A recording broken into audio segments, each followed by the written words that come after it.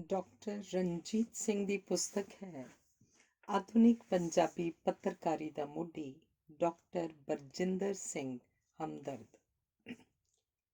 ਗੁਣਾਂ ਦੀ ਤ੍ਰਿਵੇਣੀ ਡਾਕਟਰ ਬਰਜਿੰਦਰ ਸਿੰਘ ਹਮਦਰਦ।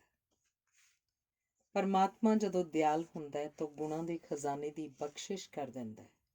ਡਾਕਟਰ ਬਰਜਿੰਦਰ ਸਿੰਘ ਹਮਦਰਦ ਉਹਨਾਂ ਹੀ ਭਾਗਸ਼ਾਲੀ ਸ਼ਖਸੀਅਤਾਂ ਵਿੱਚੋਂ ਹਨ ਜਿਨ੍ਹਾਂ ਉੱਤੇ ਗੁਣਾਂ ਦੀ ਬਖਸ਼ਿਸ਼ ਹੋਈ ਹੈ। ਇਸ ਸਮੇਂ ਉਹ ਪੰਜਾਬੀ ਦੇ ਸਭ ਤੋਂ ਵੱਧ ਸਫਲ ਪੱਤਰਕਾਰ ਹਨ। ਉਹਨਾਂ ਨੂੰ ਆਧੁਨਿਕ ਪੰਜਾਬੀ ਪੱਤਰਕਾਰੀ ਦੇ ਮੋਢੀ ਹੋਣ ਦਾ ਮਾਣ ਪ੍ਰਾਪਤ ਹੋਇਆ ਹੈ। ਉਹਨਾਂ ਪੰਜਾਬੀ ਪੱਤਰਕਾਰੀ ਨੂੰ ਧਾਰਮਿਕ, ਸਿਆਸੀ ਤੇ ਆਪਸੀ ਖਹਿਬਾਜ਼ੀ ਤੋਂ ਬਾਹਰ ਕੱਢ ਕੇ ਨਿਰਪੱਖ ਤੇ ਨਿਧੜਕ ਹੋ ਕੇ ਸੱਚ ਨੂੰ ਬਿਆਨਣ ਦੀ ਪਿਰਤ ਪਾਈ ਹੈ। ਉਹ ਜਿਹੜੀ ਵੀ ਅਖਬਾਰ ਜਾਂ ਮੈਗਜ਼ੀਨ ਬਾਰੇ ਸੋਚਦੇ ਜਾਂ ਹੱਥ ਲਾਉਂਦੇ ਹਨ ਉਹ ਸੋਨਾ ਹੋ ਜਾਂਦੀ ਹੈ। ਮਧੁਰ ਆਵਾਜ਼ ਦੀ ਬਖਸ਼ਿਸ਼ ਵੀ ਉਹਨਾਂ ਉੱਤੇ ਹੋਈ ਹੈ। ਉਹਨਾਂ ਨੇ ਪੰਜਾਬੀ ਗਾਇਕੀ 'ਚ ਵੱਧ ਰਹੇ ਲੱਚਰਪੁਣੇ ਨੂੰ ਠੱਲ ਪਾਉਣ ਲਈ ਸੰਜੀਦਾ ਗਾਇਕੀ ਦੀ ਪਿਰਤ ਪਾਈ ਹੈ। ਉਹ ਵਧੀਆ ਲੇਖਕ ਵੀ ਹਨ। ਅਸਲ ਵਿੱਚ ਉਹ ਲੇਖਕ ਹੀ ਬਣਨਾ ਚਾਹੁੰਦੇ ਸਨ, ਪਰ ਪੱਤਰਕਾਰੀ ਦੀ ਵਿਰਾਸਤ ਨੇ ਉਹਨਾਂ ਦੇ ਇਸ ਸੁਪਨੇ ਨੂੰ ਪੂਰਾ ਨਹੀਂ ਹੋਣ ਦਿੱਤਾ। ਉਹਨਾਂ ਇੱਕ ਪਾਸੇ ਸ਼ੁਰੂਆਤ ਇੱਕ ਨਾਵਲ ਨਾਲ ਕੀਤੀ ਸੀ ਜਿਸ ਨੂੰ ਪਾਠਕਾਂ ਤੋਂ ਵਧੀਆ ਹੁੰਗਾਰਾ ਮਿਲਿਆ ਤੇ ਇਸ ਨੂੰ ਦੂਰਦਰਸ਼ਨ ਵੱਲੋਂ ਟੈਲੀਕਾਸਟ ਵੀ ਕੀਤਾ ਗਿਆ। ਇੰਜੋ ਤ੍ਰੈਗੁਣੀ ਸੰਗਮ ਹਨ, ਜਿਸ ਕਰਕੇ ਉਹਨਾਂ ਨੂੰ ਗੁਣਾਂ ਦੀ ਤ੍ਰਿਵੇਣੀ ਵੀ ਆਖਿਆ ਜਾ ਸਕਦਾ ਹੈ। ਅਸੀਂ ਉਮਰ ਪੱਖੋਂ ਵੀ ਲਗਭਗ ਹਾਣੀ ਹਾਂ, ਪਰ ਉਹਨਾਂ ਆਪਣੇ ਆਪ ਨੂੰ ਇੰਜ ਸੰਭਾਲਿਆ ਹੋਇਆ ਕਿ ਉਮਰ ਤੋਂ ਘੱਟੋ ਘੱਟ 10 ਸਾਲ ਛੋਟੇ ਲੱਗਦੇ ਹਨ। ਉਹਨਾਂ ਦਾ ਖੁੱਲ੍ਹ ਕੇ ਹੱਸਣਾ ਅਤੇ ਮਿੱਠ ਬੋਲੜਾ ਸੁਭਾਅ ਵੀ ਇਸ ਲਈ ਜ਼ਿੰਮੇਵਾਰ ਹਨ। ਬਰਜਿੰਦਰ ਸਿੰਘ ਜੇਕਰ ਕਿਸੇ ਨੂੰ ਝਿੜਕਦੇ ਵੀ ਹਨ ਤਾਂ ਵੀ ਕਦੇ ਗੁੱਸੇ 'ਚ ਨਹੀਂ ਆਉਂਦੇ, ਸਗੋਂ ਗੱਲਾਂ ਵਿੱਚ ਹੀ ਆਪਣੀ ਨਾਰਾਜ਼ਗੀ ਦਾ ਇਜ਼ਹਾਰ ਕਰ ਦਿੰਦੇ ਹਨ। ਉਹਨਾਂ ਨੂੰ ਦਿਲ ਜਿੱਤਣ ਦੀ ਤਰਕੀਬ ਆਉਂਦੀ ਹੈ। ਦਫ਼ਤਰ ਮਿਲਣ ਜਾਓ ਤਾਂ ਕੁਰਸੀ ਤੋਂ ਉੱਠ ਕੇ ਗਲਵੱਕੜੀ ਪਾ ਕੇ ਮਿਲਦੇ ਹਨ। ਕਾਫੀ ਪਿਲਾਏ ਬਗੈਰ ਜਾਣ ਨਹੀਂ ਦਿੰਦੇ। ਨਾਲ ਹੀ ਇਹ ਵੀ ਆਖਦੇ ਹਨ, ਇਹ ਵਿਸ਼ੇਸ਼ ਕਾਫੀ ਹੈ ਜਿਹੜੀ ਮੈਂ ਆਪਣੇ ਖਾਸ ਦੋਸਤਾਂ ਨੂੰ ਹੀ ਪਿਲਾਉਂਦਾ ਹਾਂ। ਬਣ ਠਣ ਕੇ ਰਹਿਣਾ ਆਦਤ ਹੈ। ਦੂਜਿਆਂ ਤੋਂ ਕੰਮ ਲੈਣ ਦੀ ਜਾਚ ਆਉਂਦੀ ਹੈ। ਮੈਂ ਉਦੋਂ ਤੋਂ ਹੀ ਜਾਣਦਾ ਹਾਂ ਜਦੋਂ ਆਪਣੇ ਪਿਤਾ ਜੀ ਨਾਲ ਅਜੀਤ 'ਚ ਕੰਮ ਕਰਦੇ ਸਨ। ਕਿਸੇ ਗੱਲੋਂ ਮਤਭੇਦ ਹੋਣ ਉੱਤੇ ਸਭ ਕੁਝ ਛੱਡ ਛਡਾ ਕੇ ਬਾਹਰ ਆ ਗਏ। ਕਿਰਾਏ ਦੇ ਮਕਾਨ 'ਚ ਰਹਿਣਾ ਸ਼ੁਰੂ ਕੀਤਾ। 2 ਮੈਗਜ਼ੀਨ ਦ੍ਰਿਸ਼ਟੀ ਤੇ ਅੰਨਦਾਤਾ ਸ਼ੁਰੂ ਕੀਤੇ। ਦ੍ਰਿਸ਼ਟੀ ਨੇ ਪੰਜਾਬੀ ਸਾਹਿਤਿਕ ਪੱਤਰਕਾਰੀ 'ਚ ਨਵੀਆਂ ਪੈੜਾਂ ਪਾਈਆਂ। ਡਾਕਟਰ ਮਹਿੰਦਰ ਸਿੰਘ ਰੰਧਾਵਾ ਦੇ ਯਤਨਾਂ ਨਾਲ ਟ੍ਰਿਬਿਊਨ ਨੇ ਪੰਜਾਬੀ ਟ੍ਰਿਬਿਊਨ ਸ਼ੁਰੂ ਕਰਨ ਦਾ ਫੈਸਲਾ ਕੀਤਾ ਤਾਂ ਡਾਕਟਰ ਰੰਧਾਵਾ ਦੀ ਪਾਰਖੂ ਅੱਖ ਨੇ ਬਰਜਿੰਦਰ ਸਿੰਘ ਦੀ ਚੋਣ ਬਤੌਰ ਸੰਪਾਦਕ ਕੀਤੀ। ਬਰਜਿੰਦਰ ਸਿੰਘ ਹੋਰਾਂ ਆਪਣੀ ਮਿਹਨਤ ਨਾਲ ਇਸ ਅਖਬਾਰ ਨੂੰ ਪੰਜਾਬੀ ਅਖਬਾਰਾਂ ਤੋਂ ਨਿਵੇਕਲਾ ਤੇ ਵੱਧ ਛਪਣ ਵਾਲਾ ਬਣਾ ਦਿੱਤਾ। ਇੱਕ ਪੰਜਾਬੀ ਅਖਬਾਰ ਨੂੰ ਅੰਗਰੇਜ਼ੀ ਦੇ ਮੁਕਾਬਲੇ 'ਚ ਖੜਾ ਕਰ ਦਿੱਤਾ। ਮੈਂ ਉਦੋਂ ਇਰਾਕ ਵਿੱਚ ਸਾਂ। ਵਧਾਈ ਦੀ ਚਿੱਠੀ ਲਿਖੀ, ਕਿਉਂਕਿ ਉਦੋਂ ਤਾਂ ਫੋਨ ਵੀ ਨਹੀਂ ਸਨ। ਇਹਨਾਂ ਤੁਰੰਤ ਉੱਤਰ ਭੇਜਿਆ ਤੇ ਨਾਲ ਹੀ ਮੱਧ ਪੂਰਬੀ ਏਸ਼ੀਆ ਬਾਰੇ ਲਿਖਣ ਲਈ ਆਖਿਆ। ਹੁਕਮ ਅਨੁਸਾਰ ਮੈਂ ਹਰੇਕ ਮਹੀਨੇ 2 ਲੇਖ ਭੇਜਦਾ ਰਿਹਾ, ਜਿਨ੍ਹਾਂ ਨੂੰ ਇਹਨਾਂ ਨੇ ਛਾਪਿਆ ਤੇ ਡਾਕ ਰਾਹੀਂ ਅਖਬਾਰ ਦੀ ਕਾਪੀ ਵੀ ਭੇਜਦੇ ਰਹੇ। ਵਾਪਸ ਆ ਕੇ ਮੈਂ ਇਹਨਾਂ ਨੂੰ ਮਿਲਣ ਗਿਆ। ਇਸ ਤਰ੍ਹਾਂ ਮਿਲੇ ਜਿਵੇਂ ਅਸੀਂ ਬਹੁਤ ਗੂੜੇ ਦੋਸਤ ਹੋਈਏ। ਬਾਕੀ ਸਾਰਾ ਸਟਾਫ ਇੰਜ ਮਿਲਿਆ ਜਿਵੇਂ ਅਸੀਂ ਚਿਰਾਂ ਤੋਂ ਜਾਣੂ ਹੋਈਏ। ਮੁੜ ਟ੍ਰਿਬਿਊਨ ਦਾ ਦਫ਼ਤਰ ਮੇਰੇ ਲਈ ਦੂਜਾ ਘਰ ਹੀ ਬਣ ਗਿਆ। ਹਰੇਕ ਮਹੀਨੇ ਕਈ ਵਾਰ 2 ਚੱਕਰ ਵੀ ਲੱਗ ਜਾਂਦੇ। ਕੁਝ ਸਮੇਂ ਪਿੱਛੋਂ ਮੈਨੂੰ ਡਾਕਟਰ ਮਹਿੰਦਰ ਸਿੰਘ ਰੰਧਾਵਾ ਤੇ ਡਾਕਟਰ ਸਰਦਾਰਾ ਸਿੰਘ ਜੌਹਲ ਹੋਰਾਂ ਪੰਜਾਬ ਐਗਰੀਕਲਚਰ ਯੂਨੀਵਰਸਿਟੀ ਦੇ ਸੰਚਾਰ ਕੇਂਦਰ ਦਾ ਮੁਖੀ ਬਣਨ ਲਈ ਮਨਾ ਲਿਆ। ਹਾਲਾਂਕਿ ਮੈਂ ਆਪਣੇ ਵਿਭਾਗ ਦੀ ਕੁਰਸੀ ਨਹੀਂ ਸਾਂ ਛੱਡਣੀ ਚਾਹੁੰਦਾ। ਸੰਚਾਰ ਕੇਂਦਰ ਵਿੱਚ ਜਾ ਕੇ ਤਾਂ ਸਾਡੀਆਂ ਮੁਲਾਕਾਤਾਂ 'ਚ ਚੋਖਾ ਵਾਧਾ ਹੋ ਗਿਆ। ਮੈਨੂੰ ਹਮੇਸ਼ਾ ਕੁਝ ਨਵਾਂ ਕਰਨ ਦੀ ਆਦਤ ਰਹੀ ਹੈ। ਅਖਬਾਰਾਂ ਹਰ ਹਫ਼ਤੇ ਫਿਲਮ ਅੰਕ, ਖੇਡ ਅੰਕ, ਇਸਤਰੀ ਅੰਕ ਆਦਿ ਛਾਪਦੀਆਂ ਸਨ। ਮੈਂ ਬਰਜਿੰਦਰ ਸਿੰਘ ਹੋਰਾਂ ਨੂੰ ਬੇਨਤੀ ਕੀਤੀ ਕਿ ਤੁਸੀਂ ਖੇਤੀ ਅੰਕ ਕਿਉਂ ਨਹੀਂ ਛਾਪਦੇ। ਉਹਨਾਂ ਦਾ ਉੱਤਰ ਸੀ ਕਿ ਸਾਡੀ ਅਖਬਾਰ ਦੇ ਪਿੰਡਾਂ ਵਿੱਚ ਘੱਟ ਪਾਠਕ ਹਨ। ਮੈਂ ਆਖਿਆ ਕਿ ਜੇਕਰ ਤੁਸੀਂ ਉਹਨਾਂ ਲਈ ਕੁਝ ਛਾਪੋਗੇ ਤਾਂ ਹੀ ਉਹ ਅਖਬਾਰ ਪੜ੍ਹਨਗੇ। ਖੈਰ, ਮੇਰੇ ਜ਼ੋਰ ਦੇਣ ਉੱਤੇ ਇੱਕ ਖੇਤੀ ਅੰਕ ਲਈ ਤਿਆਰ ਹੋ ਗਏ, ਪਰ ਇਹਨਾਂ ਆਖਿਆ ਪਹਿਲਾਂ 15 ਦਿਨਾਂ ਵਿੱਚ ਪਿੱਛੋਂ ਛਾਪਾਂਗੇ ਤੇ ਇਸ ਪੰਨੇ ਦਾ ਸਾਰਾ ਮੈਟਰ ਤੁਹਾਨੂੰ ਦੇਣਾ ਪਏਗਾ। ਮੈਂ ਆਪਣੇ ਉਪ ਕੁਲਪਤੀ ਨਾਲ ਗੱਲ ਕੀਤੀ। ਉਹ ਬਹੁਤ ਖੁਸ਼ ਹੋਏ ਤਾਂ ਉਹਨਾਂ ਆਪਣੇ ਵੱਲੋਂ ਇੱਕ ਧੰਨਵਾਦੀ ਚਿੱਠੀ ਲਿਖੀ ਜਿਹੜੀ ਪਹਿਲੇ ਅੰਕ ਵਿੱਚ ਛਾਪੀ ਗਈ। ਇਸ ਅੰਕ ਲਈ ਅਸੀਂ ਫੈਸਲਾ ਕੀਤਾ ਕਿ ਇਸ ਪੰਦਰਵਾੜੇ ਲਈ ਖੇਤੀ ਰੁਝੇਵੇਂ ਇੱਕ ਸਫਲ ਕਿਸਾਨ ਦੀ ਕਹਾਣੀ, ਖੇਤੀ ਕੰਮਾਂ ਬਾਰੇ ਵਿਸ਼ੇਸ਼ ਲੇਖ ਤਿਆਰ ਕੀਤੇ ਜਾਣ। ਪੰਦਰਵਾੜੇ ਲਈ ਖੇਤੀ ਰੁਝੇਵੇਂ ਦਾ ਕਾਲਮ ਮੈਂ ਲਿਖਣਾ ਸ਼ੁਰੂ ਕਰ ਦਿੱਤਾ। ਇਹ ਕਾਲਮ ਲਗਾਤਾਰਤਾ ਨਾਲ ਹੁਣ ਤੱਕ ਛਪਦਾ ਰਿਹਾ। ਪਿੱਛੋਂ ਇਹ ਅੰਕ ਹਫ਼ਤਾਵਾਰੀ ਕਰ ਦਿੱਤਾ ਗਿਆ। ਇਸ ਨੂੰ ਵੇਖ ਕੇ ਬਾਕੀ ਪੰਜਾਬੀ ਦੀਆਂ ਸਾਰੀਆਂ ਅਖਬਾਰਾਂ ਨੇ ਵੀ ਅੰਕ ਸ਼ੁਰੂ ਕਰ ਦਿੱਤੇ। ਹਮਦਰਦ ਸਾਹਿਬ ਦੇ ਅਕਾਲ ਚਲਾਣਾ ਕਰਨ ਪਿੱਛੋਂ ਸਾਰਿਆਂ ਦੀ ਪ੍ਰੇਰਨਾ ਸਦਕਾ ਉਹਨਾਂ ਨੇ ਪੰਜਾਬੀ ਟ੍ਰਿਬਿਊਨ ਛੱਡ ਕੇ ਅਜੀਤ ਦੀ ਕਮਾਂਡ ਸੰਭਾਲ ਲਈ। ਇਸ ਨੂੰ ਨਵਾਂ ਰੂਪ ਦੇ ਕੇ ਚੋਟੀ ਤੇ ਪਹੁੰਚਾ ਦਿੱਤਾ। ਹੁਣ ਅਜੀਤ ਪੰਜਾਬੀ ਦੀ ਸਭ ਤੋਂ ਵੱਧ ਪੜ੍ਹੀ ਜਾਣ ਵਾਲੀ ਅਖਬਾਰ ਹੈ। ਹਮਦਰਦ ਸਾਹਿਬ ਦੇ ਭੋਗ ਸਮੇਂ ਮੈਨੂੰ ਆਖਣ ਲੱਗੇ, ਹੁਣ ਅਜੀਤ ਲਈ ਵੀ ਉਸੇ ਤਰ੍ਹਾਂ ਲਿਖਣਾ ਹੈ। ਕੋਈ 35 ਸਾਲ ਹੋ ਗਏ ਹਨ ਅਜੀਤ ਲਈ ਲਿਖਦਿਆਂ। ਕਈ ਵਾਰ ਤਾਂ ਇਹਨਾਂ ਪੂਰੇ ਪੰਨੇ ਉੱਤੇ ਹੀ ਮੇਰੇ ਲੇਖ ਛਾਪੇ। ਜਲੰਧਰ ਆ ਕੇ ਅਜੀਤ ਦੇ ਦਫ਼ਤਰ ਨੂੰ ਸ਼ਿੰਗਾਰਿਆ, ਆਪਣੇ ਲਈ ਵੱਡਾ ਘਰ ਬਣਾਇਆ। ਗੱਡੀਆਂ ਤੇ ਸੁਰੱਖਿਆ ਕਰਮਚਾਰੀ ਇੱਥੇ ਇਹਨਾਂ ਨੂੰ ਮਿਲਣ ਲਈ ਆਗਿਆ ਲੈਣੀ ਪੈਂਦੀ ਹੈ। ਪਰ ਇਹ ਦੋਸਤਾਂ ਦੇ ਦੋਸਤ ਹਨ। ਜਦੋਂ ਵੀ ਜਲੰਧਰ ਜਾਓ, ਭਾਵੇਂ ਕਿੰਨੇ ਵੀ ਰੁਝੇਵੇਂ ਹੋਣ, ਖੁੱਲ੍ਹ ਕੇ ਮਿਲਦੇ ਹਨ। ਮੇਰੇ ਬੇਟੇ ਦੀ ਸ਼ਾਦੀ ਸੀ, ਮੈਂ ਕਾਰਡ ਭੇਜਿਆ। ਮੈਨੂੰ ਉਮੀਦ ਨਹੀਂ ਸੀ ਕਿ ਉਹ ਆਉਣਗੇ, ਕਿਉਂਕਿ ਹੁਣ ਤਾਂ ਵੱਡੀਆਂ ਕੁਰਸੀਆਂ ਵਿੱਚ ਹੀ ਘਿਰੇ ਰਹਿੰਦੇ ਸਨ। ਸ਼ਾਮ ਨੂੰ ਮੇਰੇ ਮਿੱਤਰ ਦਰਸ਼ਨ ਸਿੰਘ ਮੱਕੜ ਹੋਰਾਂ ਦਾ ਫੋਨ ਆਇਆ, ਰਿਸੈਪਸ਼ਨ ਕਿਹੜੀ ਥਾਂ ਹੈ, ਭਾਜੀ ਆ ਰਹੇ ਹਨ। ਸਭਨਾਂ ਦੇ ਭਾਜੀ ਪਹਿਲਾਂ ਆਉਣ ਵਾਲਿਆਂ ਵਿੱਚੋਂ ਸਨ। ਸਭਨਾਂ ਤੋਂ ਪਿੱਛੋਂ ਗਏ। ਸਾਰਾ ਸਮਾਂ ਇੱਕ ਕੋਨੇ ਵਿੱਚ ਖੜੇ ਹੋ ਕੇ ਬਾਕੀ ਦੋਸਤਾਂ ਨਾਲ ਹੱਸਦੇ ਤੇ ਗੱਲਾਂ ਕਰਦੇ ਰਹੇ। ਇਸ ਕਿਤਾਬਚੇ ਰਾਹੀਂ ਡਾਕਟਰ ਬਰਜਿੰਦਰ ਸਿੰਘ ਹੋਰਾਂ ਦੇ ਜੀਵਨ ਉੱਤੇ ਇੱਕ ਝਾਤ ਪਾਉਣ ਦਾ ਮੁੱਖ ਕਾਰਨ ਨਿਰਾਸ਼ਤਾ ਵਿੱਚ ਘਿਰ ਰਹੀ ਨਵੀਂ ਪੀੜ੍ਹੀ ਨੂੰ ਇਹ ਅਹਿਸਾਸ ਕਰਵਾਉਣਾ ਹੈ ਕਿ ਜੇਕਰ ਸੱਚੀ ਲਗਨ, ਮਿਹਨਤ ਅਤੇ ਦੂਰਅੰਦੇਸ਼ੀ ਨਾਲ ਯਤਨ ਕੀਤੇ ਜਾਣ ਤਾਂ ਕਾਮਯਾਬੀ ਜ਼ਰੂਰ ਪ੍ਰਾਪਤ ਹੁੰਦੀ ਹੈ। ਤਨ ਤੇ ਮਨ ਦੋਵਾਂ ਦੀ ਸਿਹਤ ਨੂੰ ਬਣਾਈ ਰੱਖਦਿਆਂ ਹੋਇਆਂ ਇਮਾਨਦਾਰੀ ਨਾਲ ਕੀਤੀ ਮਿਹਨਤ ਕਦੇ ਅਜਾਈ ਨਹੀਂ ਜਾਂਦੀ। ਦੂਸਰਾ ਲੇਖ ਹੈ ਬਚਪਨ ਅਤੇ ਪੜ੍ਹਾਈ। ਬਰਜਿੰਦਰ ਹੋਰਾਂ ਦਾ ਜਨਮ 20 ਅਗਸਤ 1944 ਸਰਦਾਰ ਸਾਧੂ ਸਿੰਘ ਹਮਦਰਦ ਹੋਰਾਂ ਦੇ ਗ੍ਰਹਿ ਵਿਖੇ ਹੋਇਆ। ਆਪ ਜੀ ਦੇ ਮਾਤਾ ਦਾ ਨਾਮ ਬੀਬੀ ਨਿਰੰਜਨ ਕੌਰ ਸੀ। ਹਮਦਰਦ ਹੋਰਾਂ ਦਾ ਜੱਦੀ ਪਿੰਡ ਪੱਦੀ ਮਠਵਾਲੀ, ਜ਼ਿਲ੍ਹਾ ਨਵਾਂ ਸ਼ਹਿਰ 'ਚ ਪੈਂਦਾ ਹੈ, ਜਿਹੜਾ ਮੇਰੇ ਪਿੰਡ ਸੂਰਾਪੁਰ ਤੋਂ ਮਸਾਂ 4 ਕਿਲੋਮੀਟਰ ਹੈ। ਹਮਦਰਦ ਹੋਰਾਂ ਦਾ ਪਰਿਵਾਰ ਇੱਕ ਸਧਾਰਨ ਕਿਸਾਨੀ ਪਰਿਵਾਰ ਸੀ।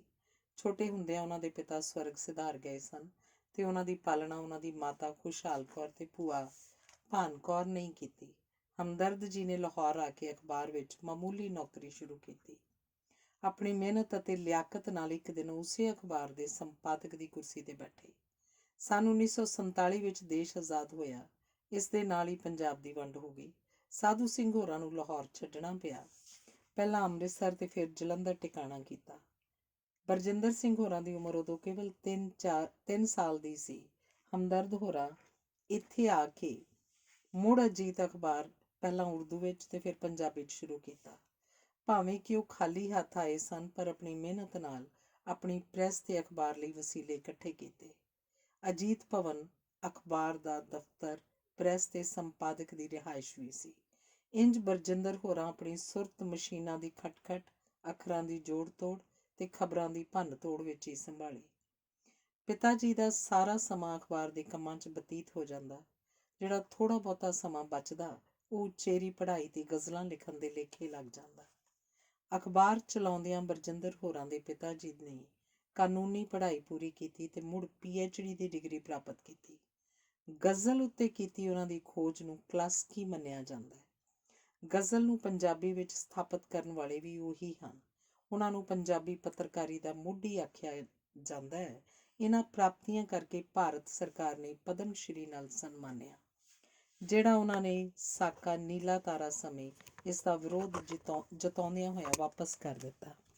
ਸਾਡੇ ਨਾਇਕ ਦਾ ਪਾਲਣ ਪੋਸ਼ਣ ਉਹਨਾਂ ਦੀ ਮਾਤਾ ਜੀ ਹੀ ਕੀਤਾ। ਲੋੜ ਤੋਂ ਵੱਧ ਲਾਡ ਪਿਆਰ ਨੇ ਉਹਨਾਂ ਨੂੰ ਜ਼ਿੱਦੀ ਵੀ ਬਣਾ ਦਿੱਤਾ। ਜੋ ਆਖ ਦਿੱਤਾ ਉਹਨੂੰ ਕਰਕੇ ਹੀ ਸਾਹ ਲੈਣਾ। ਇਸ ਨਾਲ ਗੁੱਸਾ ਵੀ ਆਉਣਾ ਲਾਜ਼ਮੀ ਸੀ। ਇਹਨਾਂ ਦੋਵਾਂ ਆਦਤਾਂ ਨੂੰ ਉਹਨਾਂ ਅੱਗੇ ਜਾ ਕੇ ਆਪਣੀ ਸਫਲਤਾ ਦੀਆਂ ਪੌੜੀਆਂ ਬਣਾਇਆ। ਮਨ ਵਿੱਚ ਜੋ ਠਾਣ ਲਿਆ, ਉਸ ਦੀ ਪ੍ਰਾਪਤੀ ਲਈ ਪੂਰੇ ਲਗਨ ਤੇ ਮਿਹਨਤ ਨਾਲ ਬਿਨਾਂ ਦਿਨ ਰਾਤ ਵੇਖਿਆਂ ਕੰਮ ਸ਼ੁਰੂ ਕਰ ਦੇਣਾ ਉਹਨਾਂ ਦੀ ਆਦਤ ਬਣ ਗਿਆ। ਉਹ ਆਪਣੇ ਗੁੱਸੇ ਨੂੰ ਜੋਸ਼ ਵਿੱਚ ਬਦਲ ਸਰੀਰਕ ਅਤੇ ਮਾਨਸਿਕ ਸ਼ਕਤੀ 'ਚ ਵਾਧਾ ਕਰਕੇ ਆਪਣੀ ਜ਼ਿੱਦ ਪੁਗਾ ਲੈਂਦੇ ਹਨ। ਹੁਣ ਵੀ ਜਦੋਂ ਉਮਰ ਦੇ ਚੌਥੇ ਪੜਾਅ 'ਚ ਦਾਖਲ ਹੋ ਗਏ ਹਨ ਤਾਂ ਕੁਝ ਨਵਾਂ ਕਰਨ ਬਾਰੇ ਜੇਕਰ ਫੈਸਲਾ ਕਰ ਲਿਆ ਤਾਂ ਉਹਨੂੰ ਪੂਰਾ ਕਰਕੇ ਹੀ ਸਾਹ ਲੈਂਦੇ ਹਨ। ਇੱਕ ਅਖਬਾਰ ਦੇ ਮਾਲਕ ਤੇ ਸੰਪਾਦਕ ਦੇ ਪੁੱਤਰ ਲਈ ਪੜ੍ਹਿਆ ਲਿਖਿਆ ਹੋਣਾ ਜ਼ਰੂਰੀ ਸੀ। ਉਹਨਾਂ ਨੂੰ ਸਕੂਲ ਵਿੱਚ ਦਾਖਲ ਕਰਵਾ ਦਿੱਤਾ ਗਿਆ। ਬਾਲ ਬਰਜਿੰਦਰ ਦੇ ਖਾਣ ਪਹਿਨਣ ਰਹਿਣ ਤੇ ਪੜ੍ਹਾਈ ਦੀ ਸਾਰੀ ਜ਼ਿੰਮੇਵਾਰੀ ਉਹਦੀ ਮਾਤਾ ਦੇ ਸਿਰ ਸੀ। ਉਹਨਾਂ ਨੂੰ ਆਪਣੀ ਮਾਂ ਨਾਲ ਬੇਹੱਦ ਪਿਆਰ ਸੀ। ਅਲਬੇਲੀ ਤਬੀਅਤ ਦੇ ਬੱਚੇ ਦਾ ਪੜ੍ਹਾਈ 'ਚ ਬਹੁਤਾ ਮਨ ਨਹੀਂ ਸੀ ਲੱਗਦਾ, ਸਗੋਂ ਬਾਹਰ ਗਲੀ ਛਾਣੀਆਂ ਨਾਲ ਖੇਡਣਾ ਵਧੇਰੇ ਪਸੰਦ ਸੀ। ਮਾਤਾ ਜੀ ਨੂੰ ਕਦੇ ਪਿਆਰ ਤੇ ਕਦੇ ਗੁੱਸੇ ਨਾਲ ਪੜ੍ਹਨ ਲਈ ਬਿਠਾਉਣਾ ਪੈਂਦਾ। ਖੈਰ ਔਖੇ ਸੌਖੇ ਹੋ ਕੇ 10ਵੀਂ ਪਾਸ ਕਰ ਹੀ ਲਈ। ਅਗਲੀ ਪੜ੍ਹਾਈ ਲਈ ਲਾਇਲਪੁਰ ਖਾਲਸਾ ਕਾਲਜ 'ਚ ਦਾਖਲਾ ਲੈ ਲਿਆ। ਇੱਥੇ ਨਵੀਂ ਮਿੱਤਰ ਮੰਡਲੀ ਬਣ ਗਈ। ਉਹਨਾਂ ਨਾਲ ਘੁੰਮਣਾ ਫਿਰਨਾ ਆਦਤ ਬਣ ਗਈ। ਉਹਨਾਂ ਨੂੰ ਗੀਤ ਸੁਣਨ ਦਾ ਬਹੁਤ ਸ਼ੌਕ ਸੀ। ਆਪਣੀ ਆਵਾਜ਼ ਮਿੱਠੀ ਹੋਣ ਕਰਕੇ ਉਹ ਗੀਤ ਗਾਉਣ ਲੱਗ ਪਏ। ਇਹ ਸੰਜੀਦਾ ਗੀਤਾਂ ਨੂੰ ਪਸੰਦ ਕਰਦੇ ਸਨ। ਇੰਜ ਬਰਜਿੰਦਰ ਹਰੇਕ ਮਹਿਫਿਲ ਦੀ ਸ਼ਾਨ ਬਣ ਗਏ।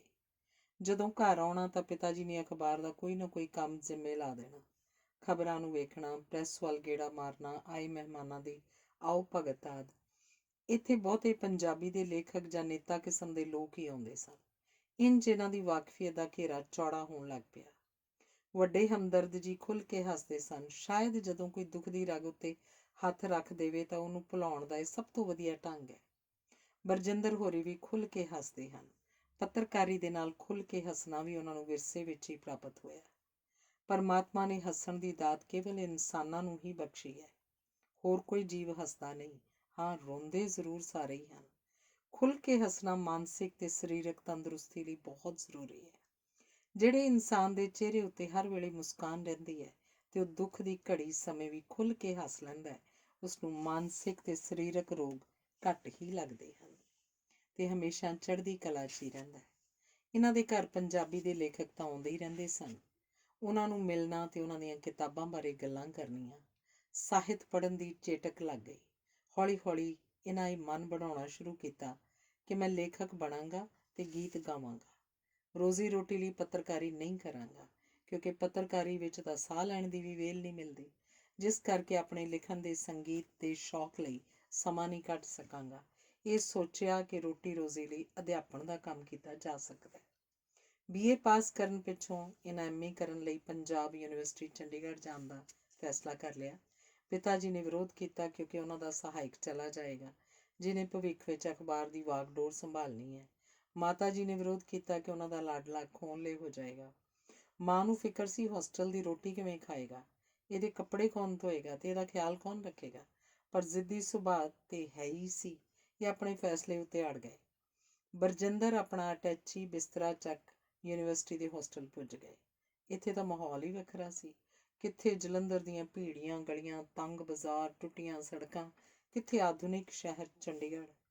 ਉਹਦੇ ਕੰਢੇ ਸੁੰਦਰ ਝੀਲ। ਯੂਨੀਵਰਸਿਟੀ ਦਾ ਮਾਹੌਲ ਵੀ ਖੁੱਲ੍ਹਾ ਡੁੱਲਾ ਸੀ। ਮੁੰਡੇ ਕੁੜੀਆਂ ਬੇਝਿਜਕ ਗੱਲਾਂ ਕਰਦੇ, ਹੱਥ ਮਿਲਾਉਂਦੇ, ਰਲ ਬੈਠ ਕੈਂਟੀਨ ਤੋਂ ਚਾਹ ਪੀਂਦੇ।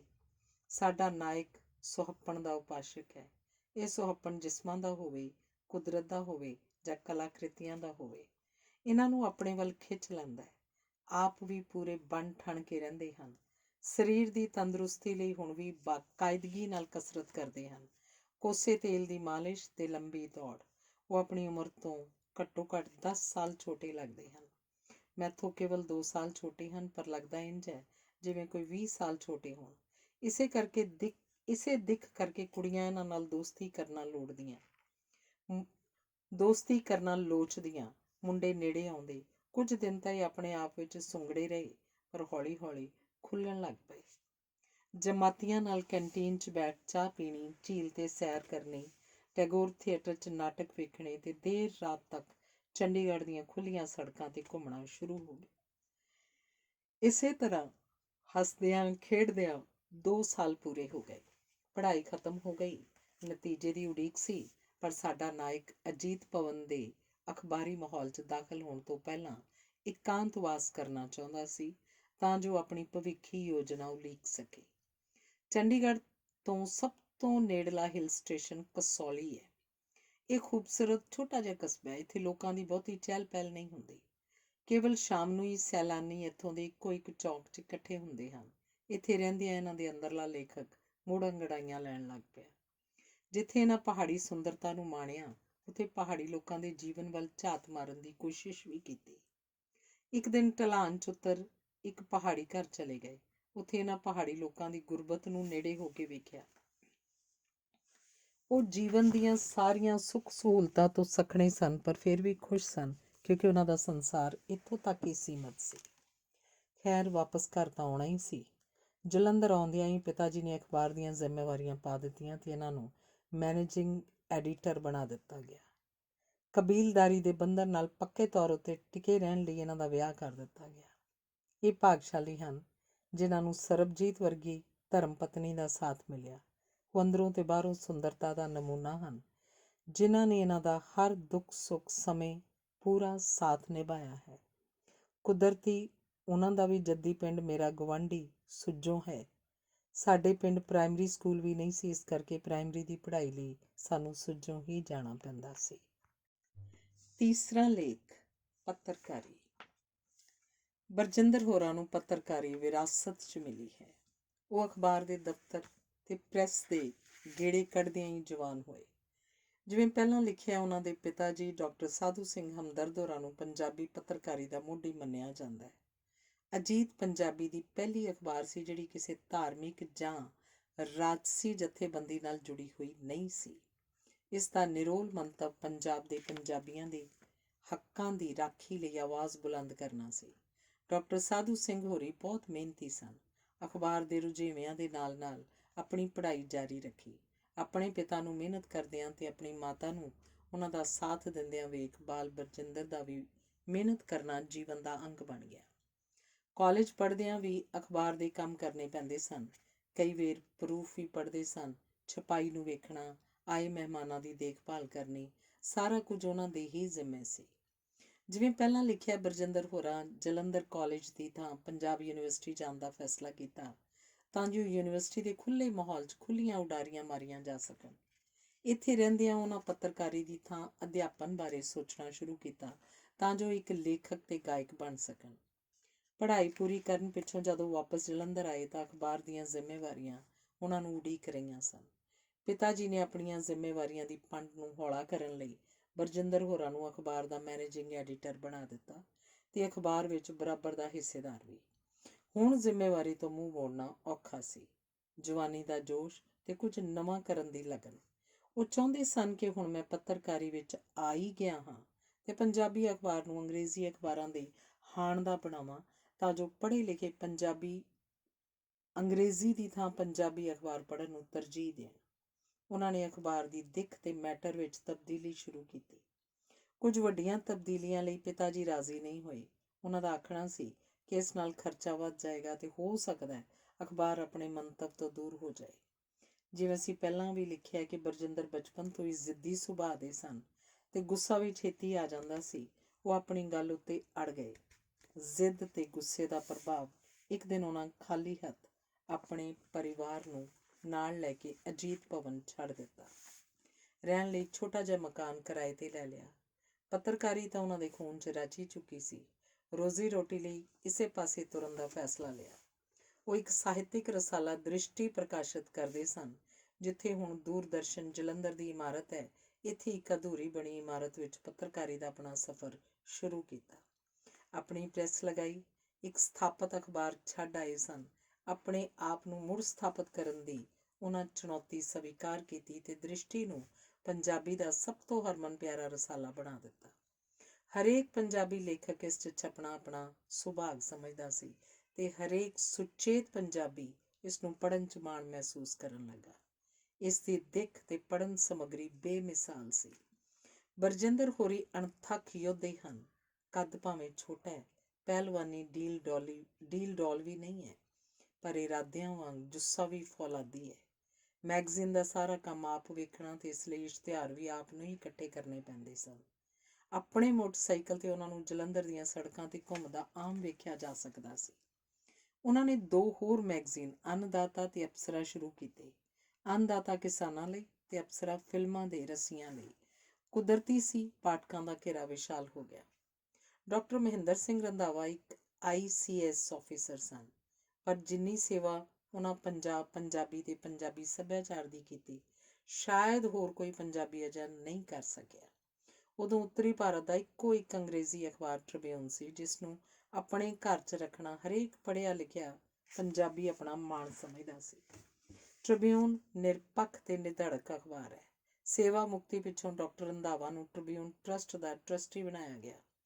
ਪੰਜਾਬੀ ਤੇ ਪੰਜਾਬੀਅਤ ਦੇ ਵਿਕਾਸ ਲਈ ਉਹਨਾਂ ਦੀ ਵਚਨਬੱਧਤਾ ਤੋਂ ਸਾਰੇ ਜਾਣੂ ਸਨ। ਉਹਨਾਂ ਟਰਸਟੀਆਂ ਅੱਗੇ ਤਜਵੀਜ਼ ਰੱਖੀ ਕਿ ਟਰਸਟ ਨੂੰ ਪੰਜਾਬੀ ਅਖਬਾਰ ਵੀ ਕੱਢਣਾ ਚਾਹੀਦਾ ਹੈ, ਤਾਂ ਜੋ ਅੰਗਰੇਜ਼ੀ ਘੱਟ ਪੜ੍ਹੇ ਲਿਖੇ ਵੀ ਸਾਡੇ ਨਾਲ ਜੁੜ ਸਕਣ। ਟਰਸਟੀ ਡਾਕਟਰ ਰੰਧਾਵਾ ਦਾ ਵਿਰੋਧ ਨਾ ਕਰ ਸਕੇ, ਪਰ ਉਹਨਾਂ ਸ਼ਰਤ ਲਾ ਦਿੱਤੀ ਕਿ ਹਿੰਦੀ ਦੀ ਅਖਬਾਰ ਵੀ ਇਹਦੇ ਨਾਲ ਹੀ ਸ਼ੁਰੂ ਕੀਤੀ ਜਾਵੇ। ਹੁਣ ਪੰਜਾਬੀ ਅਖਬਾਰ ਲਈ ਸੰਪਾਦਕ ਦੀ ਚੋਣ ਦੀ ਜ਼ਿੰਮੇਵਾਰੀ ਵੀ ਡਾਕਟਰ ਰੰਧਾਵਾ ਦੇ ਸਿਰ ਲਗਾਈ ਗਈ।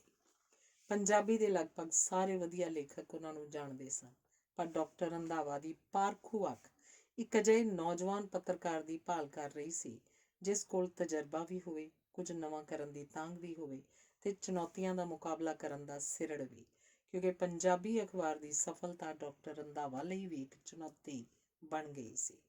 ਡਾਕਟਰ ਰੰਧਾਵਾ ਡਾਕਟਰ ਸਾਧੂ ਸਿੰਘ ਹਮਦਰਦ ਹੋਰਾਂ ਦੇ ਜਾਣੂ ਸਨ। ਹਮਦਰਦ ਜੀ ਉਸ ਵੇਲੇ ਸਭ ਤੋਂ ਟੀਸੀ ਤੇ ਬੈਠੇ ਪੰਜਾਬੀ ਪੱਤਰਕਾਰੀ ਦੇ ਬਾਦਸ਼ਾਹ ਸਨ।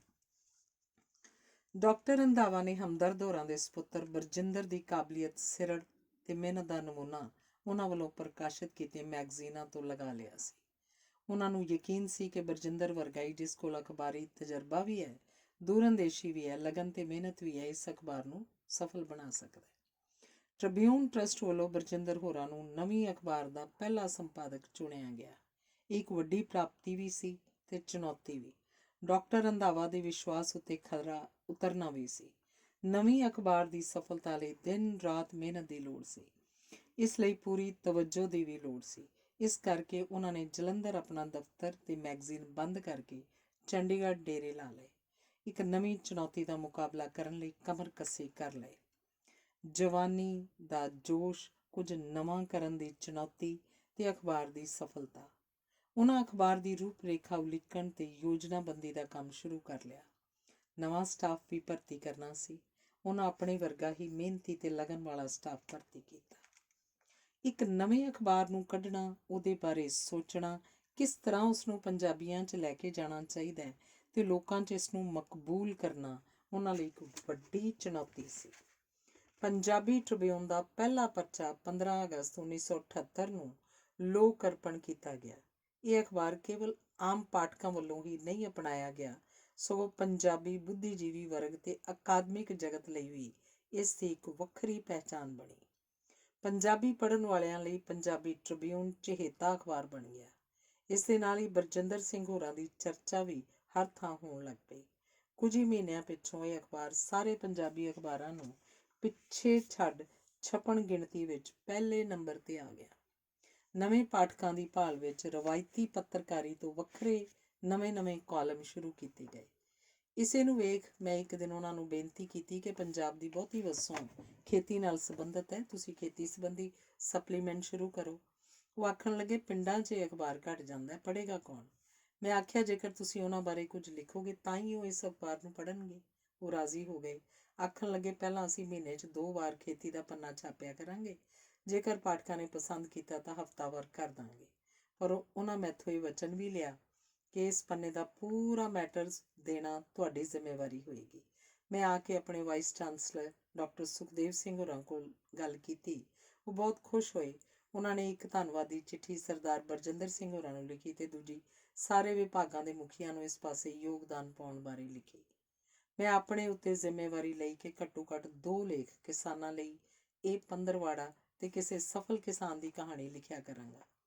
ਪਿੰਡਾਂ ਵਿੱਚ ਮਿਲੇ ਚੰਗੇ ਹੁੰਗਾਰੇ ਕਰਕੇ ਕੁਝ ਮਹੀਨਿਆਂ ਪਿੱਛੋਂ ਹੀ ਇਹ ਪੰਨਾ ਹਫ਼ਤਾਵਾਰ ਹੋ ਗਿਆ। ਉਸੇ ਰਵਾਇਤ ਨੂੰ ਕਾਇਮ ਰੱਖਦਿਆਂ ਹੋਇਆਂ ਮੈਂ ਆਪਣਾ ਕਾਲਮ ਹੁਣ ਵੀ ਲਿਖ ਰਿਹਾ ਹਾਂ। ਕਿਸੇ ਕਾਲਮ ਦਾ ਇੰਨੇ ਦਹਾਕੇ ਚੱਲਦੇ ਰਹਿਣਾ ਆਪਣੇ ਆਪ 'ਚ ਵੱਡੀ ਪ੍ਰਾਪਤੀ ਹੈ। ਅਖਬਾਰ ਵਿੱਚ ਪਹਿਲੀ ਵਾਰ ਗਿਆਨ ਵਿਗਿਆਨ ਨਾਲ ਸੰਬੰਧਿਤ ਲੇਖ ਛਪਣੇ ਸ਼ੁਰੂ ਕੀਤੇ ਗਏ। ਸ਼ਹਿਰਾਂ, ਨਗਰਾਂ ਤੇ ਇਲਾਕਾਈ ਖਬਰਾਂ ਸਰਗਰਮੀਆਂ ਨੂੰ ਇੱਕੋ ਸਮੇਂ ਰੋਜ਼ਾਨਾ ਵੱਖੋ ਵੱਖਰੇ ਸਪਲੀਮੈਂਟਾਂ ਰਾਹੀਂ ਸੰਬੰਧਿਤ ਖਿੱਤੇ ਦੇ ਪਾਠਕਾਂ ਤੱਕ ਪਹੁੰਚਾਉਣ ਦਾ ਉੱਦਮ ਕੀਤਾ ਗਿਆ। ਇਹਨਾਂ ਪ੍ਰਾਪਤੀਆਂ ਨੂੰ ਵੇਖ ਭਾਸ਼ਾ ਵਿਭਾਗ ਪੰਜਾਬ ਨੇ 1984 ਵਿੱਚ ਬਰਜਿੰਦਰ ਹੋਰਾਂ ਨੂੰ ਸ਼੍ਰੋਮਣੀ ਪੱਤਰਕਾਰ ਦੇ ਸਨਮਾਨ ਨਾਲ ਸਨਮਾਨਿਤ ਕੀਤਾ। ਇਹਨਾਂ ਦੇ ਵਿਚਾਰਾਂ ਵਿੱਚ ਦ੍ਰਿੜਤਾ ਹੈ, ਪਰ ਕੱਟੜਵਾਦ ਤੋਂ ਦੂਰੀ ਹੈ। ਖਿਆਲਾਂ ਵਿੱਚ ਲੋਚ, ਸੰਗੀਤ, ਰੰਗੀਨੀ ਤੇ ਬੇਬਾਕੀ ਹੈ। ਉਹ ਵਿਚਾਰ ਵਟਾਂਦਰੇ ਵਿੱਚ ਵਿਸ਼ਵਾਸ ਰੱਖਦੇ ਹਨ ਤੇ ਆਪਣੀ ਮਨਾਉਣ ਉੱਤੇ ਅੜੇ ਰਹਿਣਾ ਇਹਨਾਂ ਦੇ ਸੁਭਾਅ ਤੋਂ ਬਾਹਰ ਹੈ। ਵਿਰੋਧੀ ਵਿਚਾਰਾਂ ਨੂੰ ਸੁਣਨਾ ਤੇ ਆਪਣੀ ਸੁਤੰਤਰ ਸੋਚ ਦਾ ਦਲੀਲ ਪ੍ਰਸਾਰ ਕਰਨਾ ਉਹਨਾਂ ਜਵਾਨੀ ਦੇ ਦਿਨਾਂ ਵਿੱਚ ਹੀ ਆਪਣੇ ਪਿਤਾ ਜੀ ਤੋਂ ਸਿੱਖ ਲਿਆ ਸੀ। ਅਗਸਤ 1984 ਵਿੱਚ ਅਚਾਨਕ ਡਾਕਟਰ ਸਾਧੂ ਸਿੰਘ ਹਮਦਰਦ ਅਕਾਲ ਚਲਾਣਾ ਕਰ ਗਏ। ਟਰੱਸਟ ਦੇ ਮੈਂਬਰ ਪਰੇਸ਼ਾਨ ਹੋ ਗਏ ਕਿ ਹੁਣ ਅਜੀਤ ਅਖਬਾਰ ਦੀ ਵਾਗਡੋਰ ਕਿਸ ਨੂੰ ਸੰਭਾਲੀ ਜਾਏ। ਸਾਰਿਆਂ ਦੀ ਸਾਂਝੀ ਰਾਏ ਸੀ ਕਿ ਇਹ ਜ਼ਿੰਮੇਵਾਰੀ ਬਰਜਿੰਦਰ ਹੋਰਾਂ ਤੋਂ ਬਗੈਰ ਹੋਰ ਕੋਈ ਨਹੀਂ ਸੰਭਾਲ ਸਕੇਗਾ। ਪਰ ਬਰਜਿੰਦਰ ਹੋਰੀ ਪੰਜਾਬੀ ਟ੍ਰਿਬਿਊਨ 'ਚ ਖੁਸ਼ ਸਨ। ਆਖਰ ਟਰੱਸਟੀਆਂ ਨੇ ਆਪਣੀ ਪੂਰੀ ਕੋਸ਼ਿਸ਼ ਕਰਕੇ ਉਹਨਾਂ ਨੂੰ ਅਜੀਤ ਦੀ ਵਾਗਡੋਰ ਸੰਭਾਲਣ ਲਈ ਰਾਜ਼ੀ ਕਰ ਹੀ ਲਿਆ। ਉਹਨਾਂ ਨੂੰ ਇਹ ਅਹਿਸਾਸ ਕਰਵਾਇਆ ਗਿਆ ਕਿ ਪੰਜਾਬ, ਪੰਜਾਬੀ ਤੇ ਪੰਜਾਬੀਅਤ ਦੇ ਹਮਦਰਦ ਜੀ ਦੇ ਨਿਸ਼ਾਨਿਆਂ ਉੱਤੇ ਪਹਿਰਾ ਦੇਣ ਲਈ ਅਜੀਤ ਨੂੰ ਉਹਨਾਂ ਦੀ ਲੋੜ ਹੈ। ਟਰੱਸਟ ਵੱਲੋਂ ਯਕੀਨ ਦਿਵਾਇਆ ਗਿਆ ਕਿ ਉਹਨਾਂ ਨੂੰ ਕੰਮ ਕਰਨ ਦੀ ਪੂਰੀ ਖੁੱਲ੍ਹ ਦਿੱਤੀ ਜਾਏਗੀ। ਟਰੱਸਟ ਕਿਸੇ ਵੀ ਤਰ੍ਹਾਂ ਦੀ ਕੋਈ ਦਖਲ ਅੰਦਾਜ਼ੀ ਨਹੀਂ ਕਰੇਗਾ। ਅਜੀਤ ਦੀ ਅਗਸਤ 1984 ਵਿੱਚ ਵਾਗਡੋਰ ਸੰਭਾਲਣ ਪਿੱਛੋਂ ਅਖਬਾਰ ਨੇ ਕਈ ਮੰਜ਼ਿਲਾਂ ਤੈਅ ਕੀਤੀਆਂ ਹਨ, ਕਈ ਨਵੇਂ ਮੀਲ ਪੱਥਰ ਕਾਇਮ ਕੀਤੇ ਹਨ ਤੇ ਪੰਜਾਬੀ ਪੱਤਰਕਾਰੀ ਦੇ ਇਤਿਹਾਸ ਵਿੱਚ ਇੱਕ ਨਵਾਂ ਇਨਕਲਾਬ ਲਿਆਂਦਾ ਹੈ। ਦੁਨੀਆ 'ਚ ਸਭ ਤੋਂ ਵੱਧ ਛਪਣ ਤੇ ਪੜ੍ਹੇ ਜਾਣ ਵਾਲੇ ਪੰਜਾਬੀ ਅਖਬਾਰ ਦਾ ਮਾਣ ਕੇਵਲ ਅਜੀਤ ਨੂੰ ਹੀ ਮਿਲਿਆ ਹੈ। ਇਹਦਾ ਕਾਰਨ ਹੈ ਕਿ ਅਖਬਾਰ ਸਹੀ ਨੂੰ ਸਹੀ ਤੇ ਗਲਤ ਨੂੰ ਗਲਤ ਕਹਿਣ ਤੋਂ ਨਹੀਂ ਡਰਦਾ। ਸੱਚ ਦੀ ਆਵਾਜ਼ ਨੂੰ ਉਹ ਦ੍ਰਿੜਤਾ ਤੇ ਬੇਬਾਕੀ ਨਾਲ ਪ੍ਰਗਟ ਕਰਦਾ ਹੈ। ਮੁੱਖ ਸੰਪਾਦਕ ਦੇ ਤੌਰ ਤੇ ਬਰਜਿੰਦਰ ਹੋਰਾਂ ਵੱਲੋਂ ਲਿਖੀਆਂ ਜਾਂਦੀਆਂ ਸੰਪਾਦਕੀਆਂ ਦਾ ਵਿਸ਼ਾ ਖੇਤਰ ਬੜਾ ਵਿਸ਼ਾਲ ਹੈ।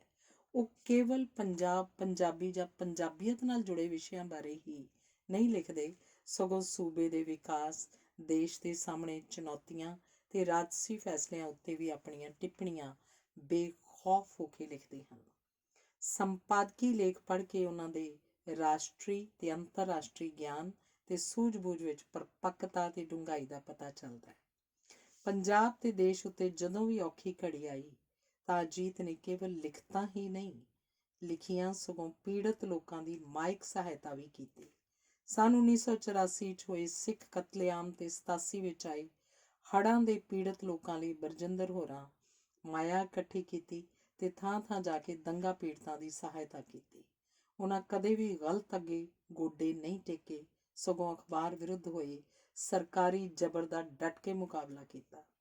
ਪੰਜਾਬ ਦੇ ਕਾਲੇ ਦਿਨਾਂ ਵਿੱਚ ਅਖਬਾਰ ਨੂੰ ਬਹੁਤ ਨਾਜ਼ੁਕ ਸਮੇਂ 'ਚੋਂ ਲੰਘਣਾ ਪਿਆ। ਇੱਕ ਵਾਰ ਤਾਂ ਨੌਬਤ ਇੱਥੋਂ ਤੱਕ ਆ ਗਈ ਕਿ ਜੇਕਰ ਹਾਲਾਤ ਇੰਝ ਹੀ ਰਹੇ ਤਾਂ ਅਖਬਾਰ ਬੰਦ ਕਰਨਾ ਪੈ ਸਕਦਾ ਹੈ। ਉਹਨਾਂ ਆਪਣੇ ਸਾਥੀਆਂ ਨਾਲ ਸਲਾਹ ਮਸ਼ਵਰਾ ਕੀਤਾ। ਸਾਰਿਆਂ ਨੇ ਆਪਣੀ ਪੂਰੀ ਹਮਾਇਤ ਦਾ ਭਰੋਸਾ ਦਿਵਾਇਆ। ਸਰਕਾਰ ਵੱਲੋਂ ਅਖਬਾਰ ਦੀਆਂ ਕਾਪੀਆਂ ਜ਼ਬਤ ਕੀਤੀਆਂ ਗਈਆਂ, ਕਈ ਬੰਦਿਸ਼ਾਂ ਵੀ ਲੱਗੀਆਂ। ਇੱਥੋਂ ਤੱਕ ਕਿ ਪਾਰਲੀਮੈਂਟ ਵਿੱਚ ਵੀ ਬਹਿਸ ਹੋਈ, ਪਰ ਬਰਜਿੰਦਰ ਹੋਰੀ ਆਪਣੇ ਅਕੀਦੇ ਉੱਤੇ ਡਟੇ ਰਹੇ ਤੇ ਪੰਜਾਬ ਤੇ ਪੰਜਾਬੀਅਤ ਦੀ ਆਵਾਜ਼ ਬਣੇ ਰਹੇ। ਸ਼ਾਇਦ ਅਜੀਤ ਹੀ ਇੱਕ ਅਜਿਹਾ ਅਖਬਾਰ ਹੈ ਕਿ ਜਦੋਂ ਅਖਬਾਰ ਉੱਤੇ ਸਰਕਾਰੀ ਪਾਬੰਦੀਆਂ ਲੱਗੀਆਂ ਤਾਂ ਲੋਕੀ ਸੜਕਾਂ ਉੱਤੇ ਨਿਕਲ ਆਏ। ਸਾਰੇ ਸ਼ਹਿਰਾਂ ਤੇ ਕਸਬਿਆਂ ਵਿੱਚ ਸਰਕਾਰੀ ਨੀਤੀ ਵਿਰੁੱਧ ਜਲਸੇ ਕੀਤੇ ਤੇ ਜਲੂਸ ਕੱਢੇ ਗਏ। ਇਸ ਸਮੇਂ ਅਜੀਤ ਕੇਵਲ ਪੰਜਾਬੀ ਦਾ ਸਭ ਤੋਂ ਵੱਡਾ ਅਖਬਾਰ ਹੀ ਨਹੀਂ, ਸਗੋਂ ਅਜੀਤ ਭਵਨ ਕਿਸੇ ਵੀ ਵੱਡੀ ਅਖਬਾਰ ਦਾ ਮੁਕਾਬਲਾ ਕਰਦਾ ਹੈ। ਸ਼ਾਨਦਾਰ ਇਮਾਰਤ, ਵਧੀਆ ਪ੍ਰੈਸ ਤੇ ਹੋਰ ਸਹੂਲਤਾਂ। ਅਜੀਤ ਇੱਕ ਬਹੁਤ ਵੱਡਾ ਅਦਾਰਾ ਬਣ ਗਿਆ ਹੈ। ਇਹ ਸਰਦਾਰ ਬਰਜਿੰਦਰ ਸਿੰਘ ਹੋਰਾਂ ਦੀ ਅਣਥੱਕ ਮਿਹਨਤ ਸਦਕਾ ਹੀ ਸੰਭਵ ਹੋ ਸਕਿਆ। ਇਸ ਬੁਲੰਦੀ ਉੱਤੇ ਪੁੱਜਣਾ ਬਰਜਿੰਦਰ ਸਿੰਘ ਹੋਰਾਂ ਦੇ ਸਿਰੜ, ਸੰਘਰਸ਼ ਤੇ ਮਿਹਨਤੀ ਸੁਭਾਅ ਕਰਕੇ ਹੀ ਹੋਇਆ। ਸੱਚ ਤੇ ਆਦਰਸ਼ ਉਹਨਾਂ ਦਾ ਮੁੱਖ ਮੰਤਰ ਹੈ। ਪੰਜਾਬ ਦੇ ਸਮੁੱਚੇ ਪੰਜਾਬੀਆਂ ਦੇ ਹੱਕਾਂ ਤੇ ਸਰਬੱਤ ਦੇ ਭਲੇ ਲਈ ਲਿਖਣਾ ਉਹਨਾਂ ਦਾ ਮਨੋਰਥ ਹੈ। ਅਜੀਤ ਹੁਣ ਪੰਜਾਬ ਤੇ ਭਾਰਤ ਵਿੱਚ ਹੀ ਨਹੀਂ, ਸਗੋਂ ਦੁਨੀਆ ਦੇ ਸਾਰੇ ਦੇਸ਼ਾਂ ਵਿੱਚ ਜਿੱਥੇ ਪੰਜਾਬੀ ਵਸੇ ਹੋਏ ਹਨ, ਉਹ ਸਵੇਰੇ ਉੱਠ ਕੇ ਨੈੱਟ ਉੱਤੇ ਪਹਿਲਾਂ ਅਜੀਤ ਦੀਆਂ ਸੁਰਖੀਆਂ ਪੜ੍ਹਦੇ ਹਨ। ਬਰਜਿੰਦਰ ਹੋਰਾਂ ਦੀ ਯੋਗਤਾ, ਮਿਹਨਤ ਤੇ ਸੋਚ ਸਦਕਾ ਹੁਣ ਸਾਰੇ ਸੰਸਾਰ 'ਚ ਪੰਜਾਬੀ ਲੋਕਾਂ ਦੇ ਮਨਾਂ ਉੱਤੇ ਅਜੀਤ ਛਾਇਆ ਹੋਇਆ। ਉਹ ਅਖਬਾਰ ਸੰਬੰਧੀ ਸਾਰੇ ਫੈਸਲੇ ਆਪ ਕਰਦੇ ਹਨ। ਦੁਪਹਿਰੇ ਦਫ਼ਤਰ ਆ ਕੇ ਸਭ ਤੋਂ ਪਹਿਲਾਂ ਸਟਾਫ ਨਾਲ ਮੀਟਿੰਗ ਕੀਤੀ ਜਾਂਦੀ ਹੈ। ਉਸ ਦਿਨ ਦੀ ਅਖਬਾਰ ਦੀਆਂ ਕਮੀਆਂ ਬਾਰੇ ਵਿਚਾਰਿਆ ਜਾਂਦਾ ਹੈ ਤੇ ਅਗਲੇ ਦਿਨ ਦੀ ਅਖਬਾਰ ਦੇ ਮੈਟਰ ਦਾ ਫੈਸਲਾ ਹੁੰਦਾ ਹੈ। ਅਖਬਾਰ ਵਿੱਚ ਛਪਣ ਵਾਲੀ ਹਰ ਖਬਰ, ਫੋਟੋ, ਲੇਖ ਉਹਨਾਂ ਦੀ ਪਾਰਖੂ ਅੱਖ ਤੋਂ ਲੰਘ ਕੇ ਜਾਂਦੇ ਹਨ। ਅਖਬਾਰ ਦੀ ਗਿਣਤੀ ਵਿੱਚ ਵਾਧੇ ਲਈ ਕਦੀ ਵੀ ਕੋਈ ਟੇਢਾ ਰਾਹ ਨਹੀਂ ਅਪਣਾਇਆ। ਹੋਰਾਂ ਅਖਬਾਰਾਂ ਵਾਂਗ ਅਜੀਤ ਵੀ ਹਰ ਹਫ਼ਤੇ ਫਿਲਮ ਅੰਕ ਪ੍ਰਕਾਸ਼ਿਤ ਕਰਦਾ ਹੈ, ਪਰ ਕਦੇ ਵੀ ਇਸ ਵਿੱਚ ਉਲਾਰੂ ਤਸਵੀਰ ਨਹੀਂ ਛਾਪੀ ਗਈ। ਕਿਸੇ ਫਿਰਕੇ, ਪਾਰਟੀ ਜਾਂ ਜਥੇਬੰਦੀ ਨੂੰ ਖੁਸ਼ ਕਰਨ ਲਈ ਇੱਕ ਪਾਸੜ ਖਬਰ ਨਹੀਂ ਛਾਪੀ ਜਾਂਦੀ। ਲੋਕੀ ਅਜੀਤ ਨੂੰ ਉਸਦੇ ਗੁਣਾਂ ਕਰਕੇ ਹੀ ਪੜ੍ਹਦੇ ਹਨ। ਜੇਕਰ ਕੋਈ ਲਿਖਤ ਚੰਗੀ ਆਵੇ, ਭਾਵੇਂ ਉਹ ਕਿਸੇ ਅਣਪਛਾਤੇ ਲੇਖਕ ਨੇ ਲਿਖੀ ਹੋਵੇ, ਉਹਨੂੰ ਯੋਗ ਥਾਂ 'ਤੇ ਛਾਪਿਆ ਜਾਂਦਾ ਹੈ। ਅਤੇ ਜੇਕਰ ਕੋਈ ਨਾ ਜਚੇ, ਭਾਵੇਂ ਉਹ ਕਿੰਨੇ ਵੀ ਨਾਮਵਰ ਲੇਖਕ ਦੀ ਹੋਵੇ, ਖਿਮਾ ਯਾਚਨਾ ਨਾਲ ਵਾਪਸ ਕਰ ਦਿੱਤੀ ਜਾਂਦੀ ਹੈ। ਜਨਵਰੀ 1996 ਵਿੱਚ ਉਹਨਾਂ ਨੇ ਹਿੰਦੀ 'ਚ ਅਜੀਤ ਸਮਾਚਾਰ ਅਖਬਾਰ ਸ਼ੁਰੂ ਕੀਤੀ।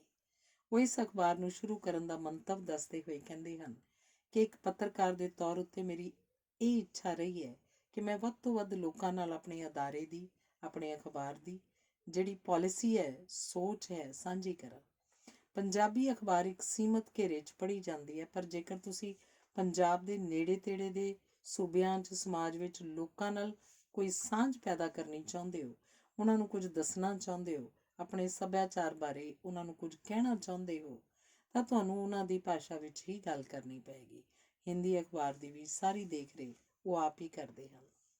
ਅਖਬਾਰਾਂ ਵਾਲੇ ਸਰਕਾਰ, ਵੱਡੇ ਅਦਾਰਿਆਂ, ਪਾਰਟੀਆਂ, ਸੰਗਠਨਾਂ ਤੋਂ ਕੋਈ ਨਾ ਕੋਈ ਲਾਭ ਪ੍ਰਾਪਤ ਕਰਨ ਦਾ ਯਤਨ ਕਰਦੇ ਹਨ, ਪਰ ਬਰਜਿੰਦਰ ਹੋਰਾਂ ਦਾ ਦਾਅਵਾ ਹੈ ਕਿ ਉਹਨਾਂ ਕਦੇ ਵੀ ਕੋਈ ਲਾਹਾ ਅਖਬਾਰ ਜਾਂ ਆਪਣੇ ਲਈ ਲੈਣ ਦਾ ਯਤਨ ਨਹੀਂ ਕੀਤਾ। ਉਹ ਆਖਦੇ ਹਨ ਕਿ ਜੇਕਰ ਮੈਂ ਅਜਿਹਾ ਕਰਨਾ ਚਾਹੁੰਦਾ ਤਾਂ ਹੁਣ ਤੱਕ ਵੱਡਾ ਸਰਮਾਏਦਾਰ ਬਣ ਸਕਦਾ ਸੀ, ਬਹੁਤ ਸਾਰੇ ਕਾਰਖਾਨੇ, ਜ਼ਮੀਨ ਜਾਇਦਾਦਾਂ ਬਣਾ ਸਕਦਾ ਸੀ, ਪਰ ਮੈਂ ਆਪਣੇ ਅਸੂਲਾਂ ਸੰਬੰਧੀ ਕਦੇ ਸਮਝੌਤਾ ਨਹੀਂ ਕੀਤਾ ਤੇ ਨਾ ਹੀ ਕਦੇ ਕਰਾਂਗਾ। ਸਫਲਤਾ ਦੀ ਟੀਸੀ ਉੱਤੇ ਪੁੱਜ ਕੇ ਵੀ ਉਹਨਾਂ ਨਿਮਰਤਾ ਦਾ ਪੱਲੂ ਨਹੀਂ ਛੱਡਿਆ।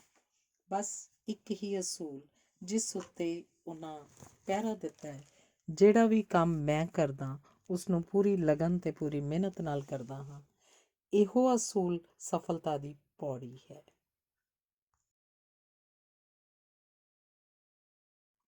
ਚੌਥਾ ਭਾਗ ਹੈ ਅਜੀਤ ਇੱਕ ਸੰਘਰਸ਼।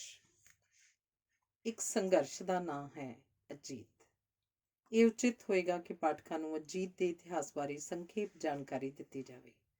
ਅਜੀਤ ਇੱਕ ਸੰਘਰਸ਼ ਦਾ ਨਾਂ ਹੈ, ਨਿਰੰਤਰ ਸੰਘਰਸ਼ ਦਾ। ਇਸ ਦੀ ਹੋਂਦ ਹੀ ਸੰਘਰਸ਼ 'ਚੋਂ ਹੋਈ ਹੈ। ਇਸੇ ਭਾਵਨਾ ਨਾਲ ਇਸ ਅਦਾਰੇ ਨੇ ਆਪਣਾ ਕੋਈ 80 ਵਰ੍ਹਿਆਂ ਤੋਂ ਸਫ਼ਰ ਜਾਰੀ ਰੱਖਿਆ ਹੈ। ਅਜਿਹਾ ਸਫ਼ਰ ਜੋ ਇੱਕ ਨਿਰੰਤਰ ਕਲ-ਕਲ ਵਹਿੰਦੇ ਉਸ ਦਰਿਆ ਵਰਗਾ ਹੈ, ਜਿਹਨੇ ਸਦਾ ਆਪਣੇ ਕਿਨਾਰਿਆਂ ਦੀ ਹਰਿਆਵਲ ਵਿੱਚ ਵਾਧਾ ਕੀਤਾ ਹੈ। ਆਪਣੇ ਪਾਣੀ ਨਾਲ ਮਨੁੱਖ ਤੇ ਪਸ਼ੂ ਪੰਛੀਆਂ ਨੂੰ ਜੀਵਨ ਦਾਨ ਬਖਸ਼ਿਆ ਹੈ। ਜ਼ਿੰਦਗੀ ਨੂੰ ਇੱਕ ਧੜਕਣ ਤੇ ਸਦਾ ਵਹਿੰਦੇ ਰਹਿਣ ਦਾ ਸੰਦੇਸ਼ ਦਿੱਤਾ ਹੈ, ਜਿਸ ਨੇ ਲਗਾਤਾਰ ਉਚਾਈਆਂ ਤੋਂ ਆਪਣੇ ਨਾਲ ਪੱਥਰ ਤੇ ਰੇਤ ਲਿਆ ਕੇ ਮਨੁੱਖੀ ਉਸਾਰੀ ਵਿੱਚ ਆਪਣਾ ਯੋਗਦਾਨ ਪਾਇਆ ਹੈ, ਜਿਸ ਨੇ ਸਦਾ ਨਿਵਾਣਾਂ ਵੱਲ ਨੂੰ ਵਹਿ ਕੇ ਨਿਮਰਤਾ ਦਾ ਸੰਦੇਸ਼ ਦਿੱਤਾ ਹੈ। ਅਖੀਰ ਆਪਣੇ ਇਸ਼ਟ ਨਾਲ, ਆਪਣੇ ਸਮਾਜ ਨਾਲ ਇੱਕ ਮਿੱਕ ਹੋਣ ਦੀ ਬੇਬਲਤਾ ਪ੍ਰਗਟਾਈ ਹੈ। ਜੇਕਰ ਅਦਾਰਾ ਅਜੀਤ ਆਪਣੀ ਅਜਿਹੀ ਪਹੁੰਚ ਨਾਲ ਕੋਈ ਪ੍ਰਾਪਤੀ ਹਾਸਲ ਕਰਨ ਵਿੱਚ ਸਫਲ ਹੋ ਸਕਿਆ ਹੈ ਤਾਂ ਇਹੀ ਇਸ ਦੀ ਕਮਾਈ ਹੈ। ਆਪਣੀ ਸੰਖੇਪ ਜਿਹੀ ਹਯਾਤੀ ਵਿੱਚ ਆਪਣੇ ਸਮਾਜ ਦੇ ਕਿਸੇ ਨਾ ਕਿਸੇ ਤਰ੍ਹਾਂ ਕੰਮ ਆ ਸਕਣ, ਇਹਦੇ ਸੁਹੱਪਣ 'ਚ ਵਾਧਾ ਕਰ ਸਕਣਾ, ਇਹਦੀ ਉਸਾਰੀ ਵਿੱਚ ਆਪਣਾ ਹਿੱਸਾ ਪਾ ਸਕਣਾ ਹੀ ਕਿਸੇ ਮਨੁੱਖ ਜਾਂ ਅਦਾਰੇ ਦਾ ਵੱਡਾ ਫਰਜ਼ ਹੁੰਦਾ ਹੈ। ਅਜਿਹੇ ਫਰਜ਼ ਦੀ ਪੂਰਤੀ ਮਨ ਅੰਦਰ ਸੰਤੁਸ਼ਟੀ ਪੈਦਾ ਕਰਦੀ ਹੈ, ਜੀਵਨ ਦੀ ਧੜਕਣ ਵਧਾਉਂਦੀ ਹੈ। ਉਹ ਵਿਅਕਤੀ ਖੁਸ਼ ਨਸੀਬ ਹੁੰਦੇ ਹਨ ਜੋ ਆਪਣੇ ਨਿੱਜ ਤੋਂ ਉੱਪਰ ਉੱਠ ਕੇ ਆਪਣੇ ਸਮਾਜ ਜਾਂ ਲੋਕਾਂ ਦੀ ਕਿਸੇ ਵੀ ਤਰ੍ਹਾਂ ਦੀ ਬਿਹਤਰੀ ਵਿੱਚ ਆਪਣਾ ਯੋਗਦਾਨ ਪਾਉਂਦੇ ਹਨ। ਹਜ਼ਾਰਾਂ ਸਾਲਾਂ ਦੇ ਸਫ਼ਰ ਵਿੱਚ ਜੇਕਰ ਅੱਜ ਤੱਕ ਧਰਤੀ ਤੇ ਇੰਨਾ ਕੁਝ ਉਸਰ ਸਕਿਆ, ਤੇ ਜੇਕਰ ਮਨੁੱਖੀ ਸਮਾਜ ਹੁਣ ਤੱਕ ਲੰਬਾ ਸਫ਼ਰ ਤੈਅ ਕਰਕੇ ਇੰਨਾ ਅੱਗੇ ਵੱਧ ਸਕਿਆ, ਤੇ ਅਜਿਹੀ ਪਹੁੰਚ ਤੇ ਸੋਚ ਸਦਕਾ ਹੀ ਸੰਭਵ ਹੋ ਸਕਿਆ। ਆਪਣੀ ਸਮਰੱਥਾ ਅਨੁਸਾਰ ਆਪਣਾ ਅਜਿਹਾ ਯੋਗਦਾਨ ਪਾਉਣਾ ਨਿਸ਼ਚੇ ਉੱਤਮ ਕਰਮ ਮੰਨਿਆ ਜਾ ਸਕਦਾ ਹੈ। ਇਸ ਸੰਘਰਸ਼ ਦਾ ਸਫ਼ਰ ਸ਼ੁਰੂ ਹੁੰਦਾ 1942 ਤੋਂ। ਦੇਸ਼ ਗੁਲਾਮ ਸੀ, ਸਮਾਜ 'ਚ ਅਨੇਕਾਂ ਤਰ੍ਹਾਂ ਦੀ ਟੁੱਟ ਭੱਜ ਜਾਰੀ ਸੀ। ਪੰਜਾਬ ਦੇ ਧਾਰਮਿਕ, ਸਿਆਸੀ, ਸਮਾਜਿਕ ਤੇ ਸੱਭਿਆਚਾਰਕ ਖੇਤਰਾਂ ਵਿੱਚ ਛੋਟੇ ਵੱਡੇ ਅਨੇਕਾਂ ਜਵਾਰ ਭਾਟੇ ਉੱਠ ਰਹੇ ਸਨ। ਦਿਸ਼ਾਹੀਣਤਾ ਦਾ ਆਲਮ ਭਾਰੀ ਸੀ। ਅਜਿਹੇ ਸਮੇਂ ਅਜੀਤ ਦੀ ਸ਼ੁਰੂਆਤ ਹੋਈ। ਉਸ ਸਮੇਂ ਪੰਜਾਬੀ ਬੋਲੀ ਹੋਰ ਬੋਲੀਆਂ ਤੋਂ ਬਹੁਤ ਪਿਛਾਂਹ ਖੜੀ ਸੀ। ਉਰਦੂ ਜ਼ਬਾਨ ਦਾ ਬੋਲਬਾਲਾ ਸੀ। ਉੱਤਰੀ ਭਾਰਤ ਵਿੱਚ ਬਹੁਤੇ ਉਰਦੂ ਅਖਬਾਰ ਉਸ ਸਮੇਂ ਦੇ ਮਹੱਤਵਪੂਰਨ ਸ਼ਹਿਰ ਲਾਹੌਰ ਤੋਂ ਹੀ ਛਪਦੇ ਸਨ। ਇਹਨਾਂ 'ਚੋਂ ਬਹੁਤੇ ਅਖਬਾਰ ਵੱਖ-ਵੱਖ ਭਾਈਚਾਰਿਆਂ ਦੀ ਤਰਜਮਾਨੀ ਕਰਦੇ ਹੋਏ ਆਪਸ ਵਿੱਚ ਪੂਰੀ ਤਰ੍ਹਾਂ ਵੰਡੇ ਨਜ਼ਰ ਆਉਂਦੇ ਸਨ। ਅਜੀਤ ਦੀ ਸ਼ੁਰੂਆਤ ਸਿੱਖ ਸਮਾਜ ਦੀ ਤਰਜਮਾਨੀ ਕਰਨ ਦੀ ਭਾਵਨਾ ਨਾਲ ਹੋਈ। ਉਸ ਸਮੇਂ ਇਸ ਭਾਈਚਾਰੇ ਦੀ ਪ੍ਰਤੀਨਿਧਤਾ ਕਰਦਾ ਕੋਈ ਪ੍ਰਭਾਵਸ਼ਾਲੀ ਅਖਬਾਰ ਨਹੀਂ ਸੀ।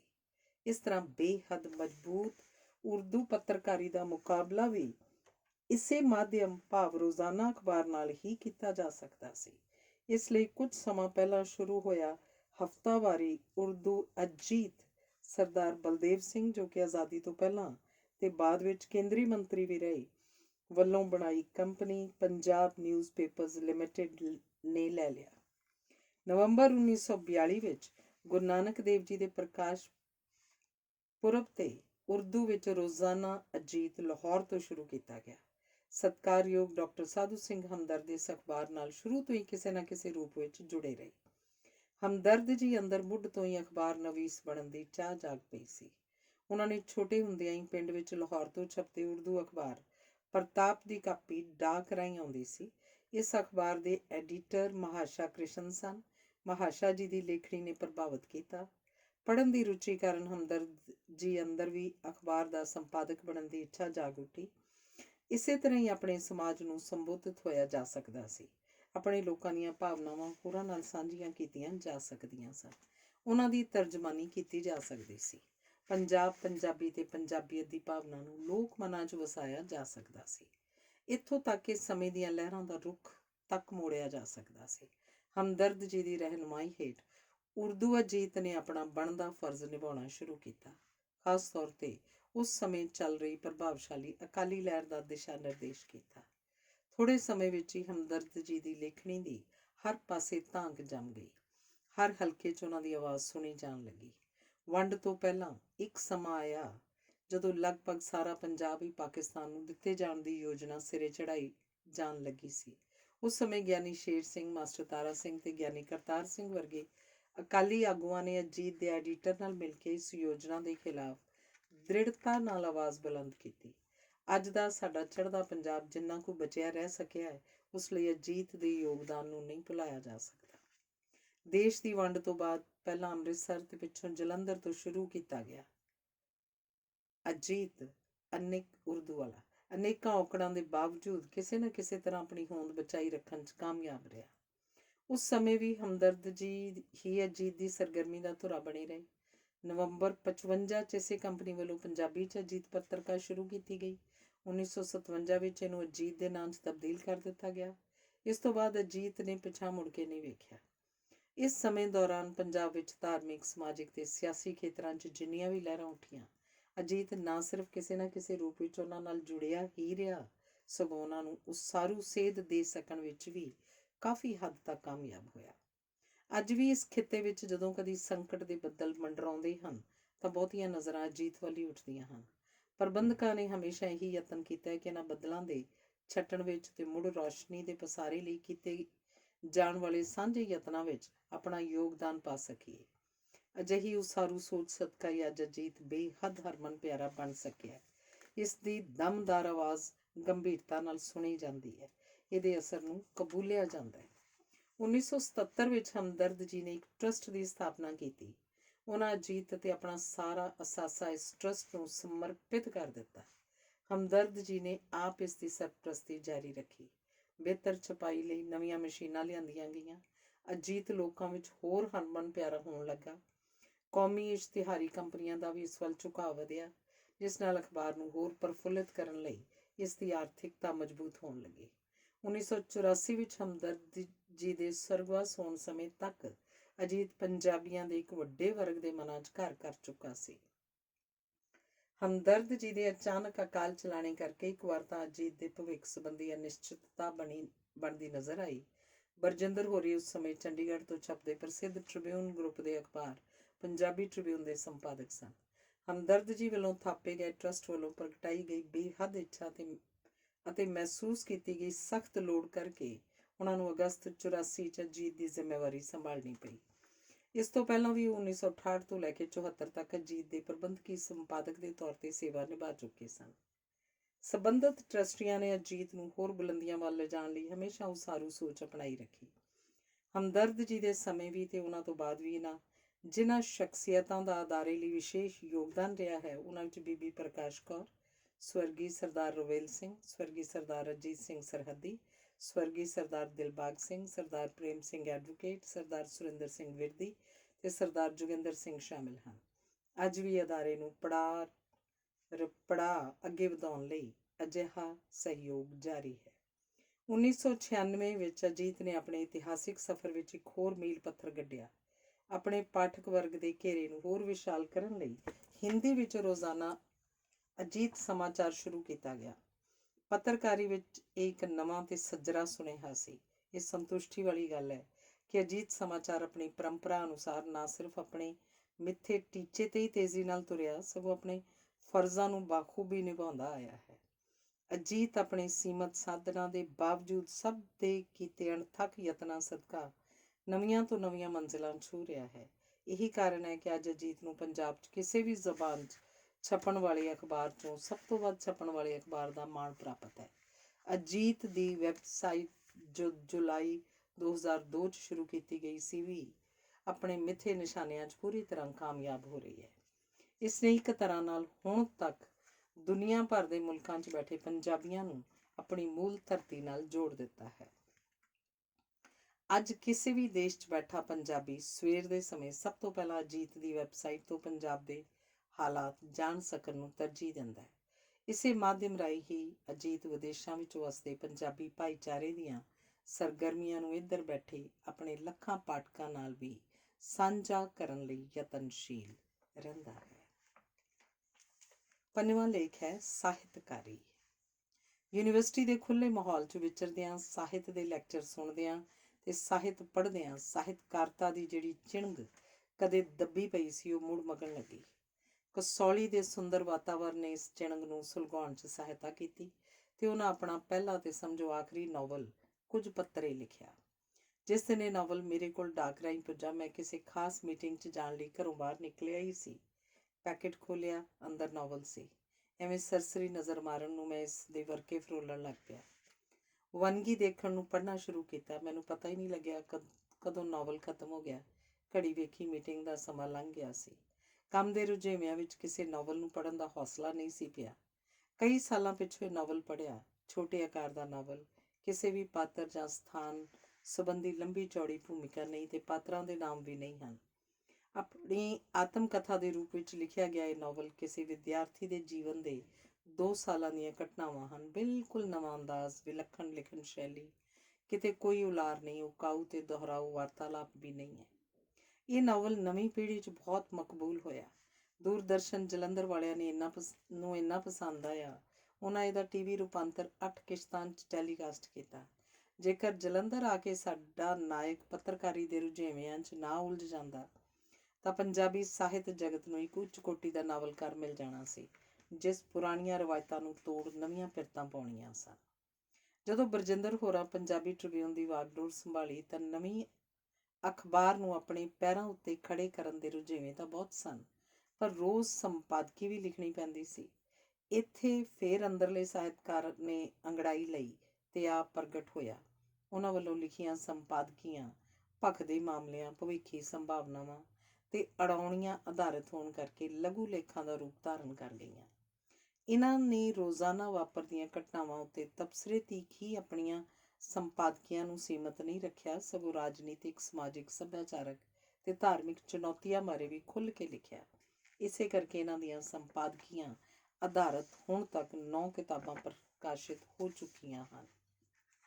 ਜੀਵਨ ਮਨੋਰਥ ਨੂੰ ਉਹਨਾਂ ਆਪਣੇ ਨਾਵਲ 'ਚ ਮੁੱਖ ਪਾਤਰ ਰਾਹੀਂ ਇਸ ਤਰ੍ਹਾਂ ਦੁਹਰਾਇਆ ਹੈ। ਇਹ ਮੇਰਾ ਪੜ੍ਹਨ ਦਾ ਵੇਲਾ ਹੈ। ਜ਼ਿੰਦਗੀ ਦੇ ਇਮਤਿਹਾਨ ਵਿੱਚ ਕੁੱਦਣ ਲਈ ਤਿਆਰ ਹੋਣ ਦਾ ਵੇਲਾ ਹੈ। ਜਦੋਂ ਯੂਨੀਵਰਸਿਟੀ ਆਇਆ ਸਾਂ ਤਾਂ ਕਿੰਨੇ ਸੁਪਨੇ ਮਨ ਅੰਦਰ ਲਰਜ਼ ਰਹੇ ਸਨ।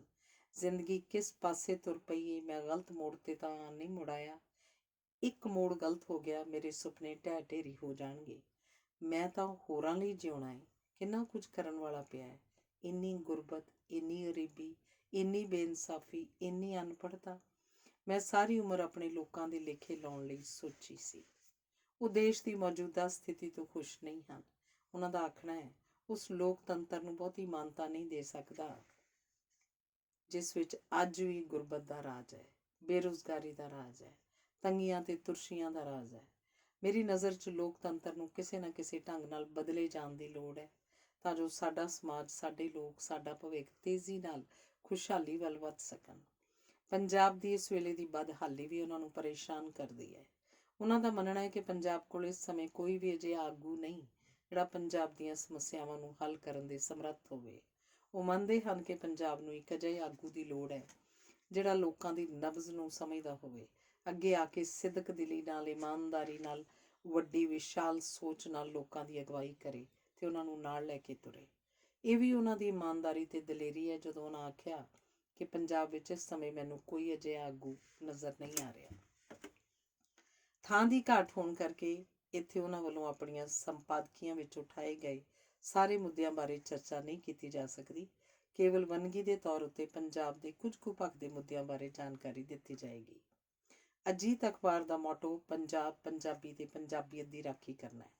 ਇਸ ਸੰਬੰਧੀ ਉਹ ਸਮੇਂ-ਸਮੇਂ ਸਿਰ ਆਪਣੀਆਂ ਸੰਪਾਦਕੀਆਂ 'ਚ ਲਿਖਦੇ ਰਹੇ ਹਨ।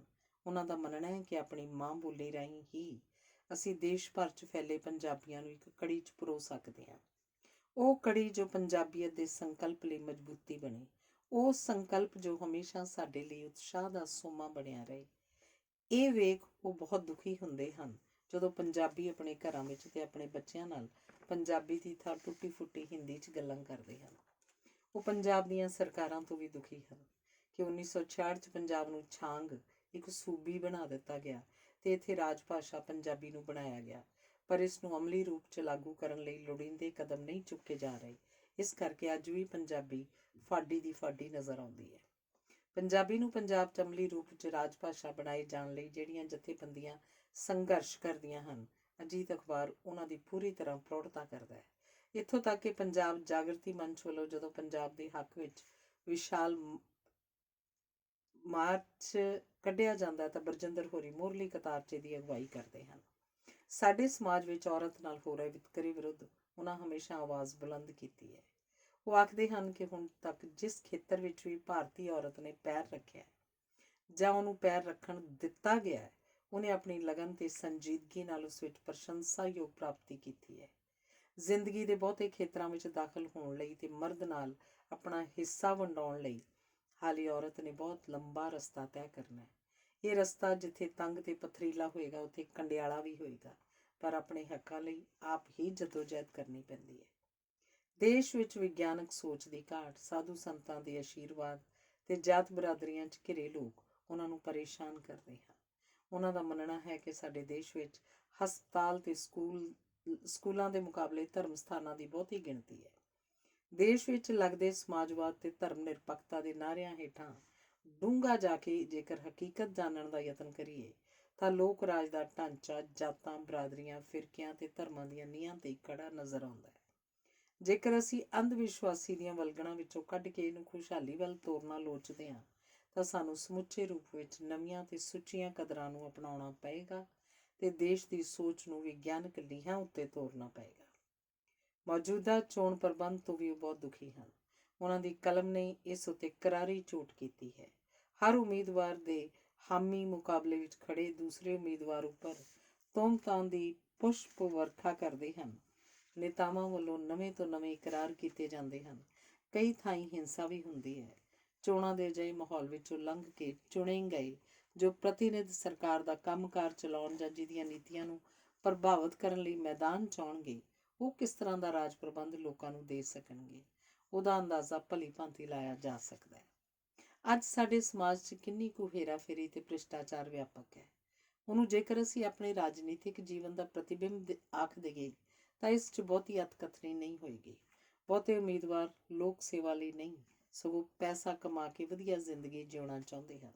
ਸਾਡੇ ਆਗੂਆਂ ਦੇ ਕਿਰਦਾਰ ਵਿੱਚ ਆਈ ਗਿਰਾਵਟ ਬਾਰੇ ਉਹ ਖੁੱਲ੍ਹ ਕੇ ਲਿਖਦੇ ਹਨ ਕਿ ਜੇਕਰ ਹੁਣ ਵੀ ਸਾਡੇ ਕੋਲ ਆਜ਼ਾਦੀ ਲਈ ਘੋਲ ਕਰ ਰਹੇ ਨੇਤਾਵਾਂ ਜਿਹੇ ਸਿਦਕੀ ਭਾਵਨਾ ਵਾਲੇ ਕੁਝ ਕੁ ਆਗੂ ਹੁੰਦੇ ਤਾਂ ਦੇਸ਼ ਦੀ ਹਾਲਤ ਹੋਣ ਵਾਂਗ ਇੰਨੀ ਨਿਰਾਸ਼ਾਜਨਕ ਨਾ ਹੁੰਦੀ। ਸੰਪਾਦਕੀਆਂ ਆਧਾਰਿਤ ਉਹਨਾਂ ਦੀ 8ਵੀਂ ਪੁਸਤਕ ਪਲੀਤ ਹੋਇਆ ਚੌਗਿਰਦਾ ਹੈ। ਪੰਜਾਬ 'ਚ ਪ੍ਰਦੂਸ਼ਣ ਪਿਛਲੇ ਕਈ ਦਹਾਕਿਆਂ ਤੋਂ ਗੰਭੀਰ ਸਮੱਸਿਆ ਬਣ ਗਿਆ। ਇੱਥੋਂ ਦੀ ਹਵਾ, ਪਾਣੀ ਤੇ ਧਰਤੀ ਬੁਰੀ ਤਰ੍ਹਾਂ ਪਲੀਤ ਹੋ ਗਏ ਹਨ। ਸਾਡੇ ਦਰਿਆਵਾਂ, ਵਿਸ਼ੇਸ਼ ਕਰਕੇ ਸਤਲੁਜ ਦਾ ਪਾਣੀ ਇੰਨਾ ਗੰਧਲਾ ਤੇ ਜ਼ਹਿਰੀਲਾ ਹੋ ਗਿਆ ਕਿ ਉਸ ਵਿੱਚ ਮੱਛੀਆਂ ਦਾ ਜਿਉਣਾ ਵੀ ਮੁਹਾਲ ਹੋ ਗਿਆ। ਮਾਲਵੇ ਤੇ ਰਾਜਸਥਾਨ ਦੇ ਕੁਝ ਇਲਾਕੇ ਨੂੰ ਇਸੇ ਪਾਣੀ ਨੂੰ ਪੀਣ ਲਈ ਮਜਬੂਰ ਹੋਣਾ ਪੈਂਦਾ ਹੈ। ਨਤੀਜੇ ਵਜੋਂ ਇਹ ਸਾਰਾ ਇਲਾਕਾ ਕੈਂਸਰ ਪੱਟੀ ਬਣ ਗਿਆ ਹੈ। ਹਮਦਰਦ ਜੀ ਨੇ ਇਸ ਗੰਭੀਰ ਸਮੱਸਿਆ ਨੂੰ ਆਪਣੀਆਂ ਸੰਪਾਦਕੀਆਂ ਰਾਹੀਂ ਕੇਵਲ ਉਜਾਗਰ ਹੀ ਨਹੀਂ ਕੀਤਾ, ਸਗੋਂ ਇਹਦੇ ਮਾੜੇ ਪ੍ਰਭਾਵਾਂ ਸੰਬੰਧੀ ਸਰਕਾਰ ਤੇ ਲੋਕਾਂ ਨੂੰ ਚੇਤੰਨ ਵੀ ਕੀਤਾ ਹੈ। ਇਸ ਗੰਭੀਰ ਸਮੱਸਿਆ ਦੇ ਹੱਲ ਲਈ ਉਹਨਾਂ ਸਾਰਥਕ ਸੁਝਾਅ ਵੀ ਦਿੱਤੇ ਹਨ। ਉਹਨਾਂ ਇਸ ਸੰਬੰਧੀ ਇੱਕ ਜਾਂ ਦੋ ਵਾਰ ਨਹੀਂ, ਸਗੋਂ ਪਿਛਲੇ 2 ਦਹਾਕਿਆਂ ਦੌਰਾਨ 90 ਤੋਂ ਵੱਧ ਵਾਰ ਸੰਪਾਦਕੀਆਂ ਲਿਖੀਆਂ ਹਨ। ਇਸ 216 ਪੰਨਿਆਂ ਦੀ ਪੁਸਤਕ ਰਾਹੀਂ ਸਰਕਾਰ ਤੇ ਪੰਜਾਬੀਆਂ ਨੂੰ ਸੁਚੇਤ ਕੀਤਾ ਗਿਆ ਕਿ ਜੇਕਰ ਪੰਜਾਬ ਨੂੰ ਬਚਾਉਣਾ ਹੈ ਤਾਂ ਸਾਨੂੰ ਫੌਰੀ ਯਤਨ ਕਰਨੇ ਚਾਹੀਦੇ ਹਨ। ਉਹ ਨਿਰਾ ਸਰਕਾਰਾਂ ਤੇ ਲੋਕਾਂ ਨੂੰ ਸੁਚੇਤ ਹੀ ਨਹੀਂ ਕਰਦੇ, ਸਗੋਂ ਇਸ ਪਾਸੇ ਅਮਲੀ ਕਦਮ ਵੀ ਚੁੱਕਦੇ ਹਨ। ਕੁਝ ਸਾਲ ਪਹਿਲਾਂ ਉਹਨਾਂ ਸਾਰੇ ਸੂਬੇ 'ਚ ਰੁੱਖ ਲਗਾਉਣ ਦੀ ਇੱਕ ਸਫਲ ਮੁਹਿੰਮ ਚਲਾਈ ਸੀ। ਅਜੀਤ ਹਰਿਆਵਲ ਲਹਿਰ ਸ਼ੁਰੂ ਕਰਨ ਸਮੇਂ ਉਹਨਾਂ ਆਖਿਆ ਸੀ ਕਿ ਅਜੀਤ ਪ੍ਰਕਾਸ਼ਨ ਸਮੂਹ ਵੱਲੋਂ ਇਸ ਲਹਿਰ ਦੀ ਸ਼ੁਰੂਆਤ ਇੱਕ ਅਦਨਾ ਜਿਹਾ ਯਤਨ ਹੈ। ਉਸੇ ਤਰ੍ਹਾਂ ਦਾ ਜਿਵੇਂ ਸੂਰਜ ਨੇ ਡੁੱਬਣ ਲੱਗਿਆ ਕਿਹਾ ਸੀ ਕਿ ਮੇਰੇ ਪਿੱਛੋਂ ਰੌਸ਼ਨੀ ਕੌਣ ਕਰੇਗਾ, ਤੇ ਇੱਕ ਕੰਬਦੀ ਲੋ ਵਾਲੇ ਦੀਵੇ ਨੇ ਕਿਹਾ ਸੀ ਮੈਂ ਯਤਨ ਕਰਾਂਗਾ। ਸਾਡੀ ਪੰਜਾਬ ਵਿੱਚ ਆਰੰਭੀ ਉਸ ਲਹਿਰ ਦਾ ਮੰਤਵ ਕੁਝ ਬੇਹੱਦ ਗੰਭੀਰ ਹੋ ਰਹੀਆਂ ਸਮੱਸਿਆਵਾਂ ਵੱਲ ਆਪਣੇ ਲੋਕਾਂ ਦਾ ਧਿਆਨ ਦਿਵਾਉਣਾ ਹੈ। ਇਹਨਾਂ ਪ੍ਰਤੀ ਜਾਗਰੂਕਤਾ ਪੈਦਾ ਕਰਨਾ ਹੈ। ਜੇਕਰ ਪੈਦਾ ਹੋਈ ਅਜਿਹੀ ਚੇਤਨਤਾ ਸਭ ਦੀ ਸਰਗਰਮ ਭੂਮਿਕਾ ਨਾਲ ਇੱਕ ਲਹਿਰ ਬਣ ਸਕੇ ਤਾਂ ਅਸੀਂ ਆਪਣੇ ਇਹਨਾਂ ਯਤਨਾਂ ਨੂੰ ਸਾਰਥਕ ਹੋਈ ਮੰਨਾਂਗੇ। ਸਾਡੇ ਲਈ ਇਹ ਸੰਤੁਸ਼ਟੀ ਵਾਲੀ ਗੱਲ ਹੋਏਗੀ ਕਿ ਅਸੀਂ ਆਪਣੀ ਸਮਰੱਥਾ ਅਨੁਸਾਰ ਇਸ ਮਹਾਯੱਗ 'ਚ ਆਪਣੀ ਆਹੂਤੀ ਪਾਉਣ ਦੇ ਸਮਰੱਥ ਹੋ ਸਕੇ ਹਾਂ। ਇਸ ਮੌਕੇ ਉਹਨਾਂ ਨੇ ਸੰਬੰਧਿਤ ਮਾਹਿਰਾਂ ਤੋਂ ਵਿਸ਼ੇਸ਼ ਲੇਖ ਲਿਖਵਾ ਕੇ ਇੱਕ ਪੁਸਤਕ ਵੀ ਪ੍ਰਕਾਸ਼ਿਤ ਕੀਤੀ ਸੀ। ਉਹਨਾਂ 3 ਦਹਾਕੇ ਪਹਿਲਾਂ ਹੀ ਇਸ ਸੰਬੰਧੀ ਚੇਤਾਵਨੀ ਦਿੰਦੇ ਹੋਏ ਲਿਖਿਆ ਸੀ, ਇਹ ਗੱਲ ਯਕੀਨ ਨਾਲ ਕਹੀ ਜਾ ਸਕਦੀ ਹੈ ਕਿ ਜੇਕਰ ਹੁਣ ਤੋਂ ਇਸ ਸਮੱਸਿਆ ਸੰਬੰਧੀ ਕੋਈ ਪ੍ਰਭਾਵਸ਼ਾਲੀ ਯੋਜਨਾਵਾਂ ਨਾ ਬਣਾਈਆਂ ਗਈਆਂ ਤੇ ਜੇਕਰ ਇਸ ਸੰਬੰਧੀ ਲੋਕ ਚੇਤਨਾ 'ਚ ਵਾਧਾ ਨਾ ਹੋਇਆ ਤਾਂ ਇੱਕ ਦਿਨ ਇਹ ਧਰਤੀ ਜਿਉਣ ਜੋਗੀ ਨਹੀਂ ਰਹੇਗੀ ਤੇ ਨਰਕੀ ਰੂਪ ਧਾਰ ਲਏਗੀ, ਜਿਸ ਉੱਤੇ ਮਨੁੱਖ ਨੂੰ ਚੱਲਣਾ ਫਿਰਨਾ ਤੇ ਸਾਹ ਲੈਣਾ ਵੀ ਔਖਾ ਹੋ ਜਾਏਗਾ। ਹਮਦਰਦ ਜੀ ਦੀ ਨਿਧੜਕ ਸੋਚਣੀ ਦਾ ਪਤਾ ਇੱਥੋਂ ਲੱਗਦਾ ਹੈ ਕਿ ਜਦੋਂ ਵਾਜਪਾਈ ਸਰਕਾਰ ਵੇਲੇ ਐਟਮੀ ਧਮਾਕੇ ਕੀਤੇ ਗਏ ਤਾਂ ਉਹਨਾਂ ਉਹਦਾ ਡਟ ਕੇ ਵਿਰੋਧ ਕੀਤਾ। ਆਪ ਉਦੋਂ ਮੈਂਬਰ ਪਾਰਲੀਮੈਂਟ ਸਨ। ਉਹਨਾਂ ਆਖਿਆ ਭਾਰਤ ਨੂੰ ਐਟਮ ਬੰਬ ਬਣਾਉਣ ਦੀ ਥਾਂ ਦੇਸ਼ 'ਚੋਂ ਗਰੀਬੀ, ਬੇਰੁਜ਼ਗਾਰੀ ਤੇ ਅਨਪੜ੍ਹਤਾ ਨੂੰ ਦੂਰ ਕਰਨ ਵੱਲ ਧਿਆਨ ਦੇਣਾ ਚਾਹੀਦਾ ਹੈ। ਉਹਨਾਂ ਆਖਿਆ ਕਿ ਕਿਸੇ ਦੇਸ਼ ਦੀ ਸ਼ਕਤੀ ਐਟਮ ਬੰਬਾਂ ਤੋਂ ਨਹੀਂ ਜਾਣੀ ਜਾਂਦੀ, ਸਗੋਂ ਲੋਕਾਂ ਦੀ ਖੁਸ਼ਹਾਲੀ ਤੋਂ ਪਰਖੀ ਜਾਂਦੀ ਹੈ। ਦੂਜੇ ਵਿਸ਼ਵ ਯੁੱਧ ਸਮੇਂ ਹੋਈ ਜਾਪਾਨ 'ਚ ਐਟਮੀ ਤਬਾਹੀ ਸਾਰੇ ਸੰਸਾਰ ਨੇ ਦੇਖੀ ਹੈ। ਜੇਕਰ ਪਾਕਿਸਤਾਨ, ਚੀਨ ਤੇ ਭਾਰਤ ਐਟਮ ਬੰਬ ਦੀ ਵਰਤੋਂ ਕਰਦੇ ਹਨ ਤਾਂ ਇਸ ਖਿੱਤੇ 'ਚੋਂ ਜੀਵਨ ਦਾ ਨਾਮੋ ਨਿਸ਼ਾਨ ਮਿਟ ਜਾਏਗਾ। ਇਸ ਨਾਲ ਸਰਕਾਰ ਨੂੰ ਹੋ ਸਕਦਾ ਕੁਝ ਸਮੇਂ ਲਈ ਲੋਕਾਂ ਦੀ ਫੋਕੀ ਵਾਹਵਾ ਪ੍ਰਾਪਤ ਹੋ ਜਾਏ, ਪਰ ਸੂਝਵਾਨ ਸ਼ਹਿਰੀ ਕਦੇ ਵੀ ਇਹਦੀ ਹਿਮਾਇਤ ਨਹੀਂ ਕਰਨਗੇ। ਉਹਨਾਂ ਆਪਣੀਆਂ ਅਖਬਾਰਾਂ ਵਿੱਚ ਸੰਪਾਦਕੀਆਂ ਲਿਖੀਆਂ, ਪਾਰਲੀਮੈਂਟ ਵਿੱਚ ਵਿਰੋਧ ਪ੍ਰਗਟ ਕੀਤਾ ਤੇ ਵੱਡੀ ਗਿਣਤੀ ਵਿੱਚ ਦੁਵਰਕੇ ਛਾਪ ਕੇ ਵੰਡੇ। ਇਹ ਹੈ ਸੱਚ ਤੇ ਦਲੇਰੀ ਨਾਲ ਪਹਿਰਾ ਦੇਣ ਦੀ ਮਿਸਾਲ। ਅੱਜ ਦੇ ਸਮੇਂ 'ਚ ਜਦੋਂ ਮੀਡੀਆ ਲੋਕ ਹੱਕਾਂ ਦੀ ਰਾਖੀ ਕਰਨ ਦੀ ਥਾਂ ਇੱਕ ਵਪਾਰ ਦਾ ਰੂਪ ਧਾਰਨ ਕਰ ਰਿਹਾ ਹੈ, ਉਦੋਂ ਬਰਜਿੰਦਰ ਹੋਰਾਂ ਦਾ ਆਪਣੇ ਅਸੂਲਾਂ ਉੱਤੇ ਡਟ ਕੇ ਪਹਿਰਾ ਦੇਣਾ ਤੇ ਸੱਚ ਕਹਿਣ ਦੀ ਦਲੇਰੀ ਨੂੰ ਬਣਾਈ ਰੱਖਣਾ ਉਹਨਾਂ ਅੰਦਰ ਬੈਠੇ ਸਾਹਿਤਕਾਰ ਕਰਕੇ ਹੀ ਸੰਭਵ ਹੋਇਆ। ਇੱਕ ਸਾਹਿਤਕਾਰ ਹੀ ਦਲੇਰੀ ਨਾਲ ਸੱਚ ਨੂੰ ਸੱਚ ਆਖ ਸਕਦਾ ਹੈ, ਕਿਉਂਕਿ ਪੱਤਰਕਾਰ ਨੂੰ ਮਜਬੂਰੀਆਂ ਕਾਰਨ ਕਈ ਤਰ੍ਹਾਂ ਦੇ ਸਮਝੌਤੇ ਕਰਨੇ ਪੈਂਦੇ ਹਨ। ਅਗਲਾ ਲੇਖ ਹੈ ਗਾਇਕੀ। ਬਰਜਿੰਦਰ ਹੋਰਾਂ ਨੂੰ ਬਚਪਨ ਤੋਂ ਹੀ ਸੰਗੀਤ ਨਾਲ ਬਹੁਤ ਲਗਾਅ ਸੀ। ਵਧੀਆ ਗੀਤ ਸੁਣਨਾ ਤੇ ਗਾਉਣਾ ਉਹਨਾਂ ਦਾ ਸ਼ੌਕ ਸੀ। ਅਸਲ ਵਿੱਚ ਬਚਪਨ ਵਿੱਚ ਉਹਨਾਂ ਗਾਇਕ ਬਣਨ ਦੇ ਵੱਡੇ ਸੁਪਨੇ ਵੇਖੇ ਸਨ। ਉਹਨਾਂ ਦਾ ਨਿਸ਼ਾਨਾ ਤਾਨਸੇਨ ਸੀ। ਇਹ ਗੱਲ ਵੱਖਰੀ ਹੈ ਕਿ ਤਾਨਸੇਨ ਨੂੰ ਅੱਜ ਤੱਕ ਕਿਸੇ ਨਹੀਂ ਸੁਣਿਆ। ਪੜ੍ਹਾਈ ਤੇ ਘਰੇਲੂ ਮਜਬੂਰੀਆਂ ਕਾਰਨ ਉਹਨਾਂ ਨੂੰ ਇਹ ਸ਼ੌਕ ਛੱਡਣਾ ਪਿਆ। ਤਲਤ ਮਹਿਮੂਦ ਉਹਨਾਂ ਦਾ ਪਸੰਦੀਦਾ ਗਾਇਕ ਹੈ। ਸੰਗੀਤ ਦੀ ਬਾਕਾਇਦਗੀ ਨਾਲ ਕੋਈ ਸਿੱਖਿਆ ਲੈਣ ਦਾ ਮੌਕਾ ਨਹੀਂ ਮਿਲਿਆ, ਪਰ ਦੋਸਤਾਂ ਦੀ ਮਹਿਫਿਲ 'ਚ ਗਾਉਂਦੇ ਜ਼ਰੂਰ ਰਹੇ। ਗਾਉਣ ਦੀ ਖਾਹਿਸ਼ ਮਨ ਦੇ ਕਿਸੇ ਕੋਨੇ 'ਚ ਦੱਬੀ ਗਈ, ਪਰ ਜਦੋਂ ਢੁਕਵਾਂ ਮੌਸਮ ਤੇ ਮਾਹੌਲ ਆਉਂਦਾ ਹੈ ਤਾਂ ਅਜਿਹਾ ਬੀਜ ਆਪਣੇ ਆਪ ਪੁੰਗਰ ਪੈਂਦਾ ਹੈ। ਇਹੋ ਬਰਜਿੰਦਰ ਹੋਰਾਂ ਨਾਲ ਹੋਇਆ। ਬੇਟੀਆਂ ਨੇ ਕੁਝ ਦਫ਼ਤਰੀ ਰੁਝੇਵੇਂ ਸੰਭਾਲੇ ਤੇ ਇੱਕ ਸੰਜੀਦਾ ਗਾਇਕ ਨਾਲ ਦੋਸਤੀ ਪਈ। ਇੱਕ ਦਿਨ ਸੱਦਾ ਪੱਤਰ ਆਇਆ ਕਿ ਲਵਲੀ ਯੂਨੀਵਰਸਿਟੀ ਵਿਖੇ ਭਾਜੀ ਦੀ CD ਦਾ ਰਿਲੀਜ਼ ਸਮਾਗਮ ਹੈ। ਹੁਣ ਦਫ਼ਤਰ ਵਿੱਚ ਸਾਰੇ ਉਹਨਾਂ ਨੂੰ ਭਾਜੀ ਆਖਦੇ ਹਨ। ਹਾਲ ਖਚਾਖਚ ਭਰਿਆ ਹੋਇਆ ਸੀ। ਪਹਿਲੀ ਕੈਸਟ ਦਾ ਨਾਮ ਸੀ ਜਜ਼ਬਾਤ। ਸਾਰੀ ਕੈਸਟ ਚਲਾਈ ਗਈ। ਮੰਚ ਉੱਤੇ ਵਿਦਿਆਰਥੀਆਂ ਨੇ ਕੋਰੀਓਗ੍ਰਾਫੀ ਕੀਤੀ। ਸਮਾਗਮ ਬੇਮਿਸਾਲ ਹੋ ਨਿਬੜਿਆ। ਪਹਿਲੀ ਕੈਸਟ ਵਿੱਚ ਉਰਦੂ ਦੇ ਗੀਤ ਤੇ ਗਜ਼ਲਾਂ ਸਨ। ਇਸ ਦੀ ਸਫਲਤਾ ਨੇ ਉਤਸ਼ਾਹਿਤ ਕੀਤਾ ਤੇ ਛੇਤੀ ਦੂਜੀ ਸੀਡੀ ਸਿਜਦਾ ਆ ਗਈ। ਗਾਇਕੀ ਦੀ ਪੱਕਤਾ ਸਾਫ਼ ਝਲਕ ਰਹੀ ਸੀ। ਇਸ ਵਿੱਚ ਪੰਜਾਬੀ ਸ਼ਾਇਰਾਂ ਮੋਹਨ ਸਿੰਘ, ਸ਼ਾਹ ਹੁਸੈਨ, ਸ਼ਿਵ ਕੁਮਾਰ ਤੇ ਸਾਧੂ ਸਿੰਘ ਹਮਦਰਦ ਸ਼ਾਮਲ ਸਨ। ਪੰਜਾਬ 'ਚ ਲੱਚਰ ਗਾਇਕੀ ਆਪਣੀ ਚਰਮ ਸੀਮਾ ਉੱਤੇ ਸੀ। ਬਰਜਿੰਦਰ ਹੋਰਾਂ ਦੀ ਮਿਆਰੀ ਤੇ ਸਹਿਜ ਗਾਇਕੀ ਨੇ ਪੰਜਾਬੀ ਗਾਇਕੀ ਦੇ ਪੁਰਾਣੇ ਦਿਨਾਂ ਦੀ ਯਾਦ ਤਾਜ਼ਾ ਕਰਵਾ ਦਿੱਤੀ। ਹੁਣ ਉਹਨਾਂ ਉੱਤੇ ਗਾਇਕੀ ਪੂਰੀ ਤਰ੍ਹਾਂ ਸਵਾਰ ਹੋ ਚੁੱਕੀ ਸੀ। ਇਸ ਕਰਕੇ ਕੈਸਟ ਆਹਟ ਆ ਗਈ। ਇਸ ਵਿੱਚ ਉਰਦੂ ਦੇ ਪ੍ਰਸਿੱਧ ਕਵੀਆਂ ਦੀਆਂ 94ਵੀਆਂ ਗਜ਼ਲਾਂ ਸਨ। ਇਹਨਾਂ ਦਾ ਰਿਲੀਜ਼ ਸਮਾਗਮ ਵੀ ਪ੍ਰਭਾਵਸ਼ਾਲੀ ਢੰਗ ਨਾਲ ਕੋਰੀਓਗ੍ਰਾਫੀ ਨਾਲ ਹੋਇਆ। ਦੂਰਦਰਸ਼ਨ ਤੇ ਕਈ ਹੋਰ ਚੈਨਲਾਂ ਤੋਂ ਇਹਨਾਂ ਪ੍ਰੋਗਰਾਮਾਂ ਨੂੰ ਟੈਲੀਕਾਸਟ ਕੀਤਾ ਗਿਆ। ਇਹਨਾਂ ਦਾ ਕਮਾਲ ਗਜ਼ਲਾਂ ਦੀ ਚੋਣ ਤੇ ਕੈਸਟਾਂ ਦੇ ਨਾਵਾਂ ਤੋਂ ਪਤਾ ਲੱਗਦਾ ਹੈ। ਜੇ ਪਹਿਲੀ ਕੈਸਟ 'ਚ ਜਜ਼ਬਾਤ ਦੀ ਤਰਜਮਾਨੀ ਸੀ ਤਾਂ ਦੂਜੀ 'ਚ ਸਜਦੇ ਹਨ। ਵਧੀਆ ਸਾਹਿਤਕ ਨਾਮ ਹਨ।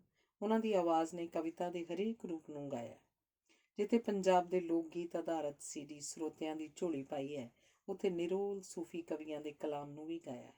ਇਸ ਵਿੱਚ ਉਹਨਾਂ ਨੇ ਸੁਲਤਾਨ ਬਾਹੂ ਤੇ ਮੁਹੰਮਦ ਬਖਸ਼ ਦੇ ਕਲਾਮ ਨੂੰ ਪੇਸ਼ ਕੀਤਾ। ਇਸ ਕੈਸਟ ਦਾ ਨਾਮ ਮਾਣ ਨਾ ਕੀਜੈ ਰੱਖਿਆ, ਜਿਹੜਾ ਸੂਫੀ ਫਲਸਫੇ ਉੱਤੇ ਪੂਰੀ ਤਰ੍ਹਾਂ ਢੁਕਦਾ ਹੈ। ਲੋਕ ਗੀਤ ਕੈਸਟ ਵਿੱਚ ਉਹਨਾਂ 8 ਲੋਕ ਗੀਤਾਂ ਦਾ ਗਾਇਨ ਕੀਤਾ ਹੈ, ਜਿਨ੍ਹਾਂ 'ਚ ਵੀਰ ਮੇਰੇ ਨੇ ਬਾਗ ਲਵਾਇਆ, ਪੀਆ ਨਾਂਜਾ, ਲੜੀ ਵੇ ਪ੍ਰੀਤ ਵਾਲੀ, ਤੇਰੇ ਬਾਜਰੇ ਦੀ ਰਾਖੀ, ਚੰਨਾ ਦੂਰ ਵਸੇਂਦਿਆ, ਉੜਦਾ ਤੇ ਜਾਵੇਂ ਕਾਵਾਂ, ਯਾਰ ਸੁਨੇੜਾ ਘਲਵੇ ਤੇ ਬੂਹੇ ਤੇਰੇ ਬੈਠਾ ਜੋਗੀ। ਇੱਕ ਸੰਗੀਤ ਨਿਰਦੇਸ਼ਕ ਉੱਤੇ ਨਿਰਭਰ ਨਹੀਂ ਰਹੇ, ਸਗੋਂ ਵਿਸ਼ੇ ਅਨੁਸਾਰ ਸੰਗੀਤ ਨਿਰਦੇਸ਼ਕ ਦੀ ਚੋਣ ਕੀਤੀ ਗਈ ਹੈ। ਇਹਨਾਂ ਵਿੱਚ ਪੰਡਿਤ ਜਵਾਲਾ ਪ੍ਰਸਾਦ, ਗੁਰਦੀਪ ਸਿੰਘ ਤੇ ਕੁਲਜੀਤ ਸਿੰਘ ਸ਼ਾਮਲ ਹਨ। ਉਹਨਾਂ ਦੀ ਅਗਲੀ ਸੀਡੀ ਮੇਰੀ ਪਸੰਦ ਹੈ, ਜਿਸ ਵਿੱਚ ਉਹਨਾਂ ਨੇ ਆਪਣੀ ਪਸੰਦ ਦੇ ਸਦਾਬਹਾਰ ਫਿਲਮੀ ਗੀਤਾਂ ਦਾ ਗਾਇਨ ਕੀਤਾ ਹੈ। ਇਹ ਗੀਤ ਬਚਪਨ ਤੋਂ ਹੀ ਉਹਨਾਂ ਦੇ ਅੰਗ ਸੰਗ ਰਹੇ ਹਨ। ਉਹਨਾਂ ਦੀ ਅਗਲੀ ਸੀਡੀ ਦਾਸਤਾਂ ਹੈ, ਜਿਸ ਵਿੱਚ ਉਹਨਾਂ ਨੇ ਆਪਣੇ ਕਰੀਬੀ ਦੋਸਤ ਤੇ ਪੰਜਾਬੀ ਦੇ ਪ੍ਰਸਿੱਧ ਕਵੀ ਸੁਰਗਵਾਸੀ SS ਮੀਸ਼ਾ ਦੇ 94 ਗੀਤਾਂ ਦਾ ਗਾਇਨ ਕੀਤਾ। ਇਹਨਾਂ ਵਿੱਚ ਉਹ ਕਹਿ ਕੇ ਤੁਰ ਗਏ, ਲਹਿਰਾਂ ਸੱਦਿਆਈ ਸਾਨੂੰ, ਪੰਜਾਬ ਦੀ ਗੱਲਾਂ ਪਿਛਲੇ ਪਹਿਰ ਦੀਆਂ ਸ਼ਾਮਿਲ ਹਨ। ਮੀਸ਼ਾ ਜੀ ਨੇ ਲਹਿਰਾਂ ਸੱਦਿਆ ਸੀ ਸਾਨੂੰ ਲਿਖਣ ਵੇਲੇ ਸ਼ਾਇਦ ਇਹ ਕਦੀ ਸੋਚਿਆ ਵੀ ਨਾ ਹੋਵੇ ਕਿ ਇੱਕ ਦਿਨ ਇਹਨਾਂ ਲਹਿਰਾਂ ਕੋਲ ਹੀ ਚਲੇ ਜਾਣਾ ਹੈ। ਇੱਕ ਹੋਰ ਸੀਡੀ ਸੰਵੇਦਨਾ ਵਿੱਚ ਵੀ ਮੀਸ਼ਾ ਜੀ ਦੇ ਗੀਤਾਂ ਦੀ ਪੇਸ਼ਕਾਰੀ ਕੀਤੀ ਹੈ। ਇਸ ਵਿੱਚ ਦਿਲੋਂ ਨਿਕਲੀ ਹੂਕ, ਘਰ ਘਰ ਵਿੱਚ ਹਨੇਰਾ, ਕਾਗਜ਼ ਦੇ ਫੁੱਲਾਂ ਨੂੰ ਕਵਿਤਾਵਾਂ ਸ਼ਾਮਿਲ ਹਨ। ਆਪਣੇ ਪਿਆਰੇ ਦੋਸਤ ਨੂੰ ਇਹ ਸਭ ਤੋਂ ਸੱਚੀ ਸ਼ਰਧਾਂਜਲੀ ਹੈ। ਮੀਸ਼ਾ ਜੀ ਦੇ ਗੀਤਾਂ ਦੀ ਹੀ ਸੀਡੀ ਦਰਦੇ ਦਿਲ ਪਿਛਲੇ ਸਾਲ ਆਈ ਹੈ। ਇਸ ਵਿੱਚ ਹਨੇਰਿਆਂ 'ਚ ਟਿਮਟਿਮਾਈਏ ਦੋਸਤੋ, ਇਸ਼ਕ ਦਾ ਕੁਝ ਥਾਂ ਨਹੀਂ ਪਾਇਆ ਗਿਆ, ਸ਼ਾਮ ਦੀ ਨਾ ਸਵੇਰ ਦੀ ਗੱਲ ਤੇ ਇਹ ਨਜ਼ਰ ਦਾ ਭਰਮ ਹੈ ਸ਼ਾਮਿਲ ਹਨ। ਇਹਨਾਂ ਨੂੰ ਸੰਗੀਤ ਨਾਲ ਪੰਡਿਤ ਜਵਾਲਾ ਪ੍ਰਸਾਦ ਹੋਰੀ ਸ਼ਿੰਗਾਰਿਆ ਹੈ। ਸਾਡੇ ਬਹੁਤੇ ਗਾਇਕ ਪੰਜਾਬ ਦੇ ਪ੍ਰਸਿੱਧ ਸ਼ਾਇਰਾਂ ਨੂੰ ਬਹੁਤ ਘੱਟ ਗਾਉਂਦੇ ਹਨ। ਉਹ ਤਾਂ ਤੁਕਬੰਦੀ ਵਾਲੀ ਲੱਚਰ ਗਾਇਕੀ ਨਾਲ ਪੰਜਾਬੀ ਸੱਭਿਆਚਾਰ ਦੀ ਸੇਵਾ ਕਰ ਰਹੇ ਹਨ। ਇੰਝ ਆਖਿਆ ਜਾ ਸਕਦਾ ਹੈ ਕਿ ਉਹ ਆਪਣੀ ਗਾਇਕੀ ਨਾਲ ਪੰਜਾਬੀ ਸੱਭਿਆਚਾਰ ਦਾ ਸੱਤਿਆਨਾਸ਼ ਪੁੱਟ ਰਹੇ ਹਨ। ਜੇਕਰ ਅਜਿਹੇ ਗਾਇਕਾਂ ਨੂੰ ਪੁੱਛੀਏ ਕਿ ਤੁਸੀਂ ਕੀ ਕਰਦੇ ਹੋ, ਤਾਂ ਉਹ ਹੁੱਭ ਕੇ ਆਖਦੇ ਹਨ, ਪੰਜਾਬੀ ਬੋਲੀ ਤੇ ਸੱਭਿਆਚਾਰ ਦੀ ਸੇਵਾ ਕਰ ਰਹੇ ਹਾਂ। ਅਜਿਹੀ ਸੇਵਾ ਨੇ ਹੀ ਪੰਜਾਬ ਦੀ ਜਵਾਨੀ ਨੂੰ ਕੁਰਾਹੇ ਪਾ ਦਿੱਤਾ। ਪੰਜਾਬੀ ਤੇ ਪੰਜਾਬੀ ਸੱਭਿਆਚਾਰ ਦੀ ਤਾਂ ਉਹ ਤਬਾਹੀ ਕਰ ਰਹੇ ਹਨ, ਪਰ ਆਪਣੀ ਸੇਵਾ ਜ਼ਰੂਰ ਕਰ ਰਹੇ ਹਨ। ਇੱਕ ਪ੍ਰੋਗਰਾਮ ਦੇ ਲੱਖਾਂ ਰੁਪਏ ਲੈਂਦੇ ਹਨ ਤੇ ਅਜਿਹੇ ਕੱਪੜੇ ਪਾ ਕੇ ਆਉਂਦੇ ਹਨ ਜਿਹੋ ਜਿਹੇ ਪੰਜਾਬ ਵਿੱਚ ਕਿਧਰੇ ਵੀ ਨਜ਼ਰ ਨਹੀਂ ਆਉਂਦੇ। ਹਾਂ, ਉਹਨਾਂ ਆਪਣੇ ਲਈ ਸ਼ਾਨਦਾਰ ਵੱਡੀਆਂ ਕੋਠੀਆਂ ਬਣਾ ਲਈਆਂ ਹਨ ਤੇ ਵੱਡੀਆਂ ਕਾਰਾਂ ਰੱਖੀ ਫਿਰਦੇ ਹਨ। ਬਹੁਤਿਆਂ ਨੇ ਤਾਂ ਵਿਦੇਸ਼ਾਂ 'ਚ ਚੋਖੀ ਜਾਇਦਾਦ ਬਣਾ ਲਈ ਹੈ। ਬਰਜਿੰਦਰ ਹੋਰਾਂ ਜਿੱਥੇ ਆਪਣੇ ਦੋਸਤ ਮੀਸ਼ਾ ਜੀ ਦੇ ਗੀਤ ਗਾ ਕੇ ਉਹਨਾਂ ਨੂੰ ਅਮਰ ਕੀਤਾ, ਉੱਥੇ ਉਹਨਾਂ ਪੰਜਾਬ ਦੇ ਪ੍ਰਸਿੱਧ ਸ਼ਾਇਰ ਜਗਤਾਰ ਦੀਆਂ 8 94ਵੀਆਂ ਗਜ਼ਲਾਂ ਨੂੰ ਸਰਗੀ ਨਾਮ ਦੀ ਸੀਡੀ 'ਚ ਪੇਸ਼ ਕੀਤਾ ਹੈ। ਇਹਨਾਂ ਵਿੱਚ ਜਦੋਂ ਮੂੰਹ ਜ਼ੋਰ ਤੇ ਅੰਨੀ ਹਵਾ ਸੀ, ਤੇਰਿਆਂ ਨੈਣਾਂ 'ਚ ਸਰਗੀ, ਇਹ ਦਿਲ ਜਗਦਾ ਕਦੀ ਬੁਝਦਾ, ਮੈਂ ਸ਼ੀਸ਼ਾ ਹਾਂ, ਮੰਜ਼ਿਲ ਤੇ ਜੋ ਨਾ ਪਹੁੰਚੇ, ਡੁੱਬ ਗਿਆ ਜਾ ਕੇ ਜੰਗਲ 'ਚ ਸੂਰਜ, ਜਦੋਂ ਖਤ ਲਿਖੀ ਤੇ ਖੂਨ ਲੋਕਾਂ ਦਾ ਹੈ, ਇਹ ਪਾਣੀ ਨਹੀਂ।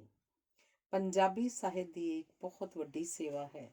ਮੈਨੂੰ ਇਹਨਾਂ ਦੋਵਾਂ ਕਵੀਆਂ ਨੂੰ ਨੇੜਿਓਂ ਵੇਖਣ ਦਾ ਮੌਕਾ ਮਿਲਿਆ ਦੋਵਾਂ ਵਿੱਚ ਸਵੈਮਾਨ ਸੀ ਤੇ ਆਪਣੀ ਰਚਨਾ ਤੇ ਭਰੋਸਾ ਸੀ। ਇਹ ਦੋਵੇਂ ਸ਼ਾਇਰ ਹੁਣ ਸਾਡੇ 'ਚ ਨਹੀਂ ਹਨ, ਪਰ ਬਰਜਿੰਦਰ ਹੋਰਾਂ ਦੀ ਗਾਇਕੀ ਨੇ ਉਹਨਾਂ ਨੂੰ ਅਮਰ ਕਰ ਦਿੱਤਾ ਹੈ। ਗਾਇਕੀ ਉਹਨਾਂ ਦਾ ਪੇਸ਼ਾ ਨਹੀਂ, ਸਗੋਂ ਸ਼ੌਕ ਹੈ, ਪਰ ਜਿਸ ਸ਼ਿੱਦਤ, ਮੌਜ ਤੇ ਠਹਿਰਾਅ 'ਚ ਉਹਨਾਂ ਗਾਇਆ ਹੈ, ਉਸ ਤੋਂ ਉਹਨਾਂ ਦੇ ਪੇਸ਼ਾਵਰ ਗਾਇਕ ਹੋਣ ਦਾ ਭੁਲੇਖਾ ਪੈਂਦਾ ਹੈ। ਸ਼ਾਇਦ ਸੰਗੀਤ ਦੀ ਉਹਨਾਂ ਕਿਸੇ ਕੋਲੋਂ ਸਿਖਲਾਈ ਵੀ ਨਹੀਂ ਲਈ, ਪਰ ਜਾਪਦਾ ਇੰਝ ਹੈ ਜਿਵੇਂ ਬਚਪਨ ਤੋਂ ਹੀ ਸੰਗੀਤ ਸਿੱਖ ਰਹੇ ਹੋਣ। ਉਮਰ ਦੇ ਇਸ ਪੜਾਅ 'ਤੇ ਇੰਨੀ ਗਹਿਰਾਈ ਤੇ ਰੂਹ ਨਾਲ ਗਾਉਣਾ ਕੇਵਲ ਬਰਜਿੰਦਰ ਹੀ ਕਰ ਸਕਦਾ ਹੈ। ਇੱਥੇ ਵੀ ਉਹ ਆਪਣੇ ਅਸੂਲ 'ਤੇ ਡਟੇ ਰਹੇ ਕਿ ਜੇਕਰ ਕੁਝ ਕਰਨਾ ਹੈ ਤਾਂ ਪੂਰੀ ਲਗਨ, ਮਿਹਨਤ ਤੇ ਚੋਟੀ ਦਾ ਕਰੋ। ਇਸੇ ਅਸੂਲ ਅਨੁਸਾਰ ਉਹਨਾਂ ਆਪਣੇ ਸਰੀਰ ਨੂੰ ਸਾਧਿਆ ਹੋਇਆ। ਸਵੇਰੇ 5 ਵਜੇ ਉੱਠ ਲੰਬੀ ਦੌੜ ਤੇ ਮੁੜ ਯੋਗਾ ਇੱਕ ਪੱਕਾ ਨਿਤਨੇਮ ਹੈ। ਇਹੋ ਸਾਧਨਾ ਉਹਨਾਂ ਸੰਗੀਤ ਲਈ ਕੀਤੀ ਹੈ। ਉਹਨਾਂ ਦੇ ਇਹ ਅਸੂਲ ਨੌਜਵਾਨ ਪੀੜ੍ਹੀ ਲਈ ਆਦਰਸ਼ ਬਣ ਜਾਣੇ ਚਾਹੀਦੇ ਹਨ। ਉਹਨਾਂ ਇਹ ਸਿੱਧ ਕਰ ਦਿੱਤਾ ਹੈ ਕਿ ਜਿੰਨੇ ਵੱਧ ਕਿਸੇ ਇਨਸਾਨ ਦੇ ਰੁਝੇਵੇਂ ਹੋਣਗੇ, ਉਨੀ ਫੁਰਤੀ ਨਾਲੋਂ ਵੱਧ ਤੋਂ ਵੱਧ ਤੇ ਵਧੀਆ ਕੰਮ ਕਰੇਗਾ। ਕਿਸੇ ਆਲਸੀ ਨੂੰ ਜੇਕਰ ਕੋਈ ਕੰਮ ਆਖਿਆ ਜਾਏ ਤਾਂ ਪਹਿਲਾਂ ਉਹ ਕਈ ਬਹਾਨੇ ਲਗਾਏਗਾ, ਜੇਕਰ ਕਰਨਾ ਹੀ ਪੈ ਜਾਏ ਤਾਂ ਡੰਗ ਟਪਾਊ ਕੰਮ ਕਰੇਗਾ। ਇਹਨਾਂ ਦੀਆਂ ਹੁਣ ਤੱਕ 2020 ਦੇ ਆਰੰਭ ਤੱਕ 16 ਸੀਡੀਜ਼ ਆ ਚੁੱਕੀਆਂ ਹਨ। ਜੇਕਰ ਕਰੋਨਾ ਦੀ ਮਹਾਮਾਰੀ ਨਾ ਆਉਂਦੀ ਤਾਂ ਇਹ ਅੰਕੜਾ ਸ਼ਾਇਦ 25 ਨੂੰ ਪਾਰ ਕਰ ਗਿਆ ਹੁੰਦਾ। ਇੰਨੇ ਘੱਟ ਸਮੇਂ 'ਚ ਇੰਨੀਆਂ ਵੰਨਗੀਆਂ ਵਾਲਾ ਗਾਇਨ ਤਾਂ ਸ਼ਾਇਦ ਕਿਸੇ ਕੁੱਲ ਵਕਤੀ ਪ੍ਰਸਿੱਧ ਗਾਇਕ ਨੇ ਵੀ ਨਹੀਂ ਕੀਤਾ ਹੋਏਗਾ। ਇਹਨਾਂ ਦੀ ਪਹਿਲੀ CD 2003 'ਚ ਰਿਲੀਜ਼ ਹੋਈ ਸੀ। ਪਿੱਛੋਂ ਕੁਝ ਵਿਸ਼ੇਸ਼ ਰੁਝੇਵਿਆਂ ਕਰਕੇ ਉਹ ਇਸ ਪਾਸੇ ਧਿਆਨ ਨਹੀਂ ਦੇ ਸਕੇ, ਪਰ ਮੁੜ ਲਗਾਤਾਰ ਸੀਰੀਜ਼ ਆ ਰਹੀਆਂ ਹਨ। ਪਿਛਲੇ ਸਾਲ 2019 ਦੇ ਵਿੱਚ ਇਹਨਾਂ ਦੀਆਂ 5 CDs ਸਰੋਤਿਆਂ ਕੋਲ ਆਈਆਂ।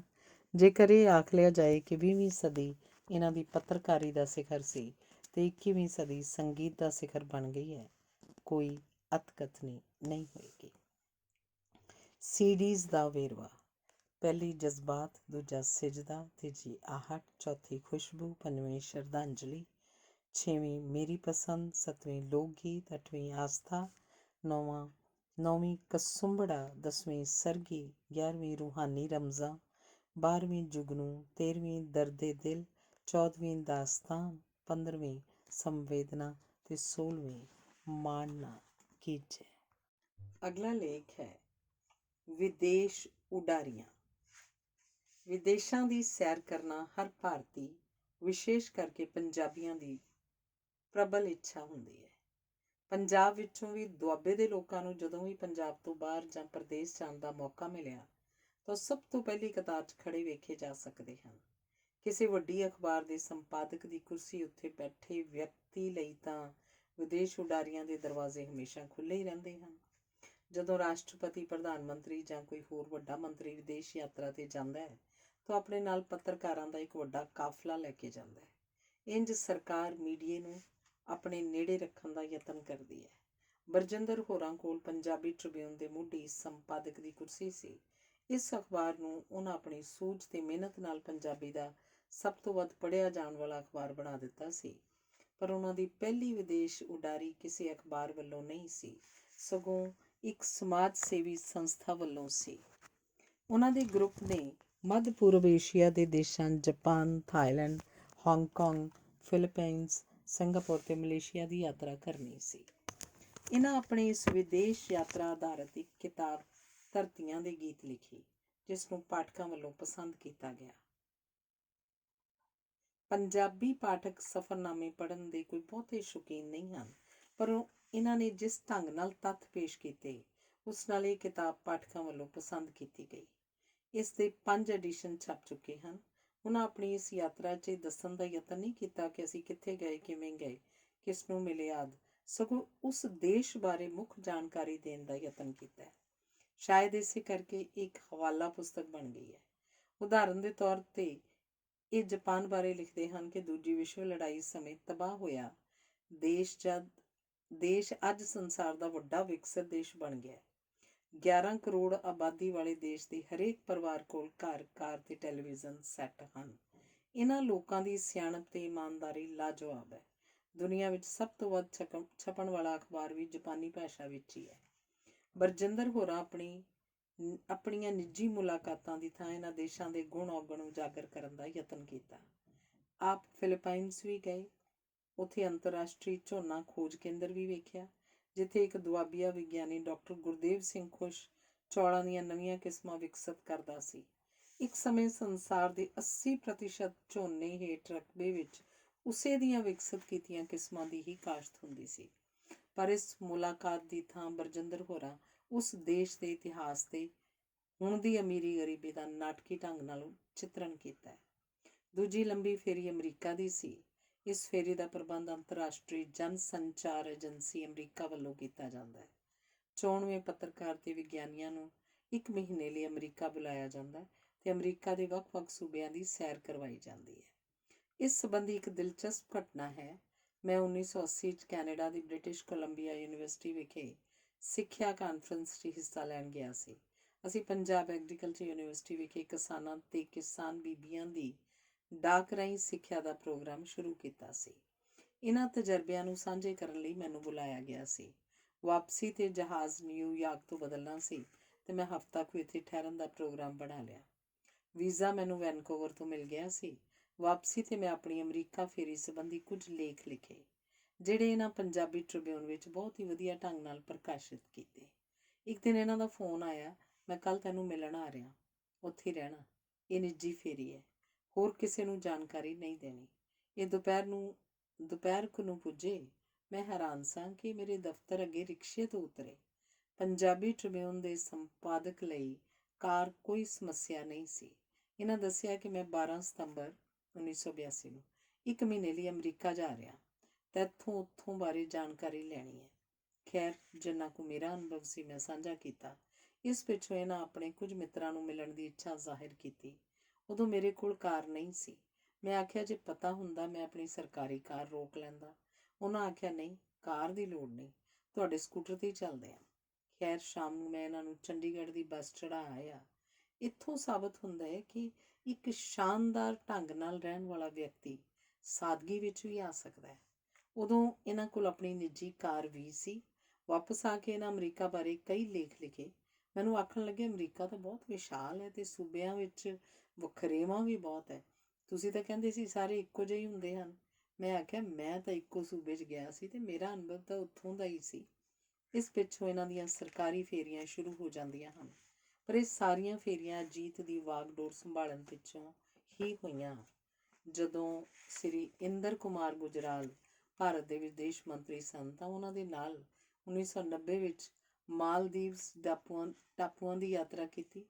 ਜੁਲਾਈ 1990 ਵਿੱਚ ਪ੍ਰਧਾਨ ਮੰਤਰੀ ਸ੍ਰੀ VP ਸਿੰਘ ਹੋਰਾਂ ਨਾਲ ਸੋਵੀਅਤ ਯੂਨੀਅਨ ਨੂੰ ਵੇਖਣ ਦਾ ਮੌਕਾ ਮਿਲਿਆ, ਜਿਹੜਾ ਸੰਸਾਰ ਵਿੱਚ ਇੱਕ ਵੱਖਰੀ ਰਾਜ ਪ੍ਰਣਾਲੀ ਦਾ ਜਨਮਦਾਤਾ ਹੈ। ਇਹਨਾਂ ਦੇ ਜੀਵਨ ਵਿੱਚ ਅਕਤੂਬਰ 1990 ਦੀ ਵਿਸ਼ੇਸ਼ ਮਹੱਤਤਾ ਹੈ। ਉਸ ਵਰੇ ਸੰਯੁਕਤ ਰਾਸ਼ਟਰ ਦੀ ਸਾਲਾਨਾ ਜਨਰਲ ਅਸੈਂਬਲੀ 'ਚ ਭਾਗ ਲੈਣ ਵਾਲੇ ਭਾਰਤੀ ਡੈਲੀਗੇਸ਼ਨ ਵਿੱਚ ਆਪ ਨੂੰ ਸ਼ਾਮਲ ਕੀਤਾ ਗਿਆ। ਇਹਨਾਂ ਨੇ ਨਿਊਯਾਰਕ ਸਥਿਤ ਇਸ ਵਿਸ਼ਵ ਸੰਸਥਾ ਦੇ ਇਜਲਾਸ ਵਿੱਚ ਕੇਵਲ ਭਾਗ ਹੀ ਨਹੀਂ ਲਿਆ, ਸਗੋਂ ਇਹਨੂੰ ਸੰਬੋਧਨ ਵੀ ਕੀਤਾ। ਅਜਿਹਾ ਮੌਕਾ ਬਹੁਤ ਹੀ ਘੱਟ ਪੱਤਰਕਾਰਾਂ ਨੂੰ ਨਸੀਬ ਹੁੰਦਾ ਹੈ। ਇਸ 45ਵੇਂ ਸੈਸ਼ਨ ਵਿੱਚ ਦਿੱਤੀ ਇਹਨਾਂ ਦੀ ਸਪੀਚ ਦੀ ਬਹੁਤ ਸ਼ਲਾਘਾ ਹੋਈ ਤੇ ਦੇਸ਼ ਵਿੱਚ ਵੀ ਚੋਖੀ ਚਰਚਾ ਹੁੰਦੀ ਰਹੀ। ਜਦੋਂ ਸ੍ਰੀ ਇੰਦਰ ਕੁਮਾਰ ਗੁਜਰਾਲ ਦੇਸ਼ ਦੇ ਪ੍ਰਧਾਨ ਮੰਤਰੀ ਬਣੇ ਤਾਂ ਉਹਨਾਂ ਦੇ 10 ਦਿਨਾਂ ਦੇ ਦੌਰੇ ਸਮੇਂ ਉਹਨਾਂ ਦੇ ਨਾਲ ਸਨ। ਇਸ ਦੌਰੇ ਸਮੇਂ ਤਨਜ਼ਾਨੀਆ, ਨਿਊਯਾਰਕ ਤੇ ਰੋਮ ਦੀ ਯਾਤਰਾ ਕੀਤੀ ਗਈ। ਇਸੇ ਤਰ੍ਹਾਂ ਜਦੋਂ ਸ੍ਰੀ ਅਟਲ ਬਿਹਾਰੀ ਵਾਜਪਾਈ ਦੇਸ਼ ਦੇ ਪ੍ਰਧਾਨ ਮੰਤਰੀ ਸਨ ਤਾਂ ਨਵੰਬਰ 2001 ਵਿੱਚ ਸੋਵੀਅਤ ਯੂਨੀਅਨ, ਅਮਰੀਕਾ ਤੇ ਇੰਗਲੈਂਡ ਦੀ ਯਾਤਰਾ ਕਰਨ ਦਾ ਮੌਕਾ ਮਿਲਿਆ। ਇੰਜ ਇਹਨਾਂ ਨੂੰ ਦੇਸ਼ ਦੇ 3 ਪ੍ਰਧਾਨ ਮੰਤਰੀਆਂ ਨਾਲ ਵਿਦੇਸ਼ੀ ਦੌਰਿਆਂ ਸਮੇਂ ਵਿਚਰਨ ਤੇ ਖੁੱਲ੍ਹ ਕੇ ਵਿਚਾਰ ਵਟਾਂਦਰਾ ਕਰਨ ਦਾ ਮੌਕਾ ਮਿਲਿਆ। ਕੈਨੇਡਾ ਦੀ ਯਾਤਰਾ ਕਰਨ ਨੂੰ ਹਰੇਕ ਪੰਜਾਬੀ ਲੋਚਦਾ ਹੈ, ਕਿਉਂਕਿ ਇਸ ਦੇਸ਼ ਵਿੱਚ ਦੂਜਾ ਪੰਜਾਬ ਬਣ ਰਿਹਾ। ਇਹਨਾਂ ਕੈਨੇਡਾ ਦੀ ਵੀ ਯਾਤਰਾ ਕੀਤੀ। ਜਦੋਂ ਸਰਕਾਰੀ ਡੈਲੀਗੇਸ਼ਨ ਨਾਲ ਜਾਣਾ ਹੁੰਦਾ ਤਾਂ ਮਿੱਥੇ ਪ੍ਰੋਗਰਾਮ ਅਨੁਸਾਰ ਸੀਮਤ ਥਾਵਾਂ ਉੱਤੇ ਹੀ ਜਾਣ ਦਾ ਮੌਕਾ ਮਿਲਦਾ ਹੈ।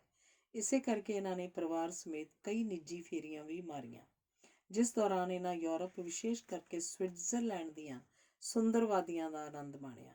ਇਹਨਾਂ ਨੂੰ ਅਫਰੀਕਾ ਦੇ ਮਹਾਂਦੀਪ ਦੀ ਯਾਤਰਾ ਦਾ ਮੌਕਾ ਵੀ ਮਿਲਿਆ। ਇਸ ਯਾਤਰਾ ਦੌਰਾਨ ਇਹਨਾਂ ਨੇ ਮਾਰੀਸ਼ਸ ਤੇ ਦੱਖਣੀ ਅਫਰੀਕਾ ਦੀ ਯਾਤਰਾ ਕੀਤੀ। ਅਰਬ ਦੇਸ਼ਾਂ ਵਿੱਚ ਦੁਬਈ ਜਾਣ ਦਾ ਮੌਕਾ ਮਿਲਿਆ। ਭਲਾ ਪਾਕਿਸਤਾਨ ਦੀ ਯਾਤਰਾ ਬਿਨਾਂ ਵਿਦੇਸ਼ੀ ਸੈਰ ਕਿਵੇਂ ਪੂਰੀ ਹੋ ਸਕਦੀ ਹੈ? ਇਹ ਪਾਕਿਸਤਾਨ 2004 ਵਿੱਚ ਗਏ। ਹੋਰ ਵੀ ਕਈ ਵਿਦੇਸ਼ੀ ਫੇਰੀਆਂ ਹੋਣਗੀਆਂ, ਪਰ ਇੱਥੇ ਪ੍ਰਮੁੱਖ ਫੇਰੀਆਂ ਦੀ ਹੀ ਚਰਚਾ ਕੀਤੀ ਗਈ ਹੈ। ਇੰਜ ਇਹਨਾਂ ਲਗਭਗ ਸਾਰੀ ਦੁਨੀਆ ਹੀ ਗਾਹ ਮਾਰੀ ਹੈ। ਹਰੇਕ ਫੇਰੀ ਤੋਂ ਵਾਪਸੀ ਉੱਤੇ ਇਹਨਾਂ ਨੇ ਅਖਬਾਰ ਵਿੱਚ ਸਚਿੱਤਰ ਲੇਖ ਲਿਖੇ, ਜਿਨ੍ਹਾਂ ਵਿੱਚ ਆਪਣੀ ਚਰਚਾ ਨਹੀਂ ਕੀਤੀ, ਸਗੋਂ ਉਸ ਦੇਸ਼, ਉੱਥੋਂ ਦੇ ਲੋਕਾਂ, ਉੱਥੋਂ ਦੀ ਧਰਤੀ, ਉੱਥੋਂ ਦੇ ਗੁਣ ਤੇ ਕਮਜ਼ੋਰੀਆਂ ਦੀ ਚਰਚਾ ਬਹੁਤ ਹੀ ਰੌਚਕ ਢੰਗ ਨਾਲ ਕੀਤੀ। ਪਾਠਕ ਮਹਿਸੂਸ ਕਰਦਾ ਸੀ ਜਿਵੇਂ ਉਹ ਆਪ ਇਸ ਸਮੇਂ ਯਾਤਰਾ ਕਰ ਰਿਹਾ ਹੋਵੇ। ਆਪਣੇ ਇਹਨਾਂ ਸਫ਼ਰਨਾਮਿਆਂ ਨੂੰ ਪੁਸਤਕ ਰੂਪ ਨਹੀਂ ਦੇ ਸਕੇ। ਹੋ ਸਕਦਾ ਹੈ ਕਿ ਵਧੇਰੇ ਰੁਝੇਵਿਆਂ ਕਾਰਨ ਅਜਿਹਾ ਨਾ ਹੋ ਸਕਿਆ ਹੋਵੇ, ਕਿਉਂਕਿ ਪੰਜਾਬੀ ਦੇ ਸਭ ਤੋਂ ਵੱਧ ਪੜ੍ਹੇ ਜਾਣ ਵਾਲੇ ਅਖਬਾਰ ਅਜੀਤ ਦੀ ਸਮੁੱਚੀ ਜ਼ਿੰਮੇਵਾਰੀ ਇਹਨਾਂ ਦੇ ਮੋਢਿਆਂ 'ਤੇ ਹੀ ਰਹੀ ਹੈ। ਜੇਕਰ ਇਹ ਆਖ ਲਿਆ ਜਾਏ ਕਿ ਸੰਸਾਰ ਦਾ ਕੋਈ ਖਿੱਤਾ ਅਜਿਹਾ ਨਹੀਂ ਜਿੱਥੇ ਨਹੀਂ ਗਏ ਤਾਂ ਅਤਕਥਨੀ ਨਹੀਂ ਹੋਏਗੀ। ਡਾਕਟਰ ਬਰਜਿੰਦਰ ਸਿੰਘ ਹਮਦਰਦ ਦੇ UNO ਵਿੱਚ ਦਿੱਤੇ ਭਾਸ਼ਣ ਵਿੱਚੋਂ ਕੁਝ ਅੰਸ਼। ਪਹਿਲਾ, ਅਫਸੋਸ ਦੀ ਗੱਲ ਇਹ ਹੈ ਕਿ 20ਵੀਂ ਸਦੀ ਦੇ ਆਖਰੀ ਦਹਾਕੇ ਵਿੱਚ ਸਾਨੂੰ ਅਜੇ ਵੀ ਨਸਲੀ ਵਿਤਕਰੇ ਦੀਆਂ ਸਮੱਸਿਆਵਾਂ ਦਾ ਟਾਕਰਾ ਕਰਨਾ ਪੈ ਰਿਹਾ ਹੈ।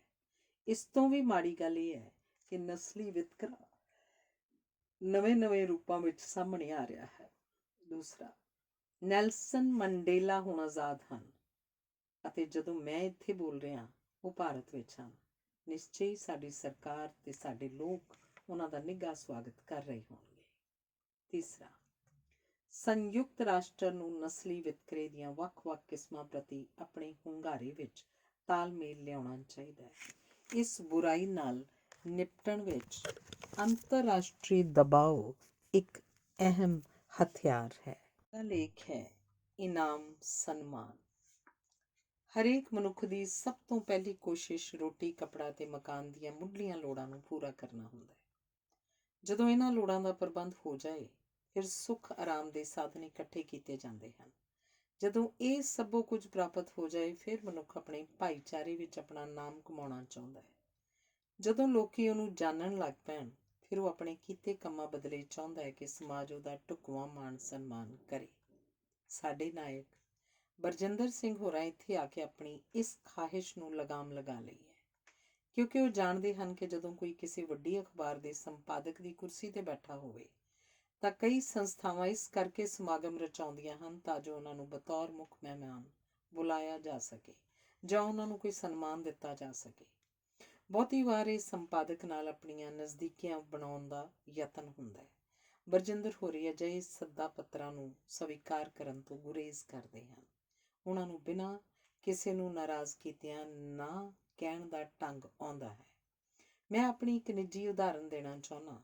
ਡਾਕਟਰ ਮਹਿੰਦਰ ਸਿੰਘ ਰੰਧਾਵਾ ਹੋਰਾਂ ਦੀ ਅਗਵਾਈ ਹੇਠ ਕੌਮੀ ਸਾਹਿਤ ਤੇ ਕਲਾ ਪਰਿਸ਼ਦ ਦਾ ਗਠਨ ਕੀਤਾ ਗਿਆ।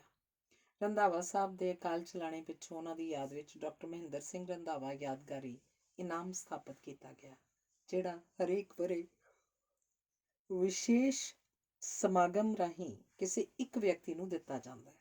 ਇਸ ਇਨਾਮ ਨੂੰ ਪ੍ਰਾਪਤ ਕਰਨ ਵਾਲਿਆਂ ਵਿੱਚ ਪ੍ਰਿੰਸੀਪਲ ਸੰਤ ਸਿੰਘ ਸੇਖੋਂ, ਡਾਕਟਰ ਗੋਪਾਲ ਸਿੰਘ ਜਿਹੜੇ ਵਿਸ਼ੇਸ਼ ਤੌਰ 'ਤੇ ਗੋਆ ਤੋਂ ਆਏ, ਦਾਰਾ ਸਿੰਘ ਮੁੰਬਈ ਤੋਂ ਆਏ, ਸਰਦਾਰ ਅਮਰੀਕ ਸਿੰਘ ਪੂਨੀ, ਸ੍ਰੀਮਤੀ ਸੁਰਿੰਦਰ ਕੌਰ ਆਦਿ ਦੇ ਨਾਮ ਸ਼ਾਮਿਲ ਹਨ।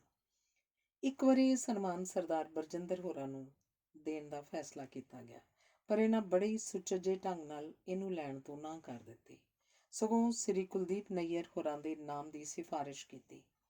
ਨਈਅਰ ਸਾਹਿਬ ਦਿੱਲੀ ਤੋਂ ਲੁਧਿਆਣੇ ਇਸ ਇਨਾਮ ਨੂੰ ਲੈਣ ਲਈ ਵਿਸ਼ੇਸ਼ ਤੌਰ ਉੱਤੇ ਪਹੁੰਚੇ। ਇਹਨਾਂ ਕੇਵਲ ਵੱਡੇ ਸਰਕਾਰੀ ਇਨਾਮਾਂ ਨੂੰ ਹੀ ਲੈਣ ਦੀ ਹਾਮੀ ਭਰੀ ਹੈ। ਸਭ ਤੋਂ ਪਹਿਲਾਂ ਸਰਕਾਰੀ ਇਨਾਮ ਭਾਸ਼ਾ ਵਿਭਾਗ ਰਾਹੀਂ ਪੰਜਾਬ ਸਰਕਾਰ ਵੱਲੋਂ ਸ਼੍ਰੋਮਣੀ ਪੱਤਰਕਾਰ ਦਾ ਸੀ। ਇਹ ਇਹਨਾਂ ਨੂੰ 1983-84 'ਚ ਦਿੱਤਾ ਗਿਆ। ਉਦੋਂ ਹੀ ਇਹਨਾਂ ਦੇ ਪਿਤਾ ਜੀ ਨੂੰ ਭਾਰਤ ਸਰਕਾਰ ਨੇ ਪਦਮ ਸ਼੍ਰੀ ਨਾਲ ਸਨਮਾਨਿਆ ਸੀ। ਉਹ ਬਹੁਤ ਖੁਸ਼ ਸਨ ਕਿ ਪਿਓ ਪੁੱਤਰ ਨੂੰ ਇੱਕੋ ਸਮੇਂ ਇੱਕੋ ਖੇਤਰ 'ਚ ਪਾਏ ਯੋਗਦਾਨ ਲਈ ਸਨਮਾਨਿਆ ਗਿਆ। ਪਰ ਵੱਡੇ ਹਮਦਰਦ ਹੋਰਾਂ ਨੇ ਸਾਕਾ ਨੀਲਾ ਤਾਰਾ ਦੇ ਸਮੇਂ ਇਸ ਦੇ ਵਿਰੋਧ ਵਿੱਚ ਪਦਮ ਸ਼੍ਰੀ ਸਨਮਾਨ ਭਾਰਤ ਸਰਕਾਰ ਨੂੰ ਵਾਪਸ ਕਰ ਦਿੱਤਾ। ਪਦਮ ਸ਼੍ਰੀ ਸਨਮਾਨ ਬਰਜਿੰਦਰ ਹੋਰਾਂ ਦੀ ਵੀ ਉਡੀਕ ਕਰ ਰਿਹਾ ਹੈ। ਪੰਜਾਬ ਸਰਕਾਰ ਨੇ ਪੰਜਾਬ ਦੇ ਸ਼ਾਨਾ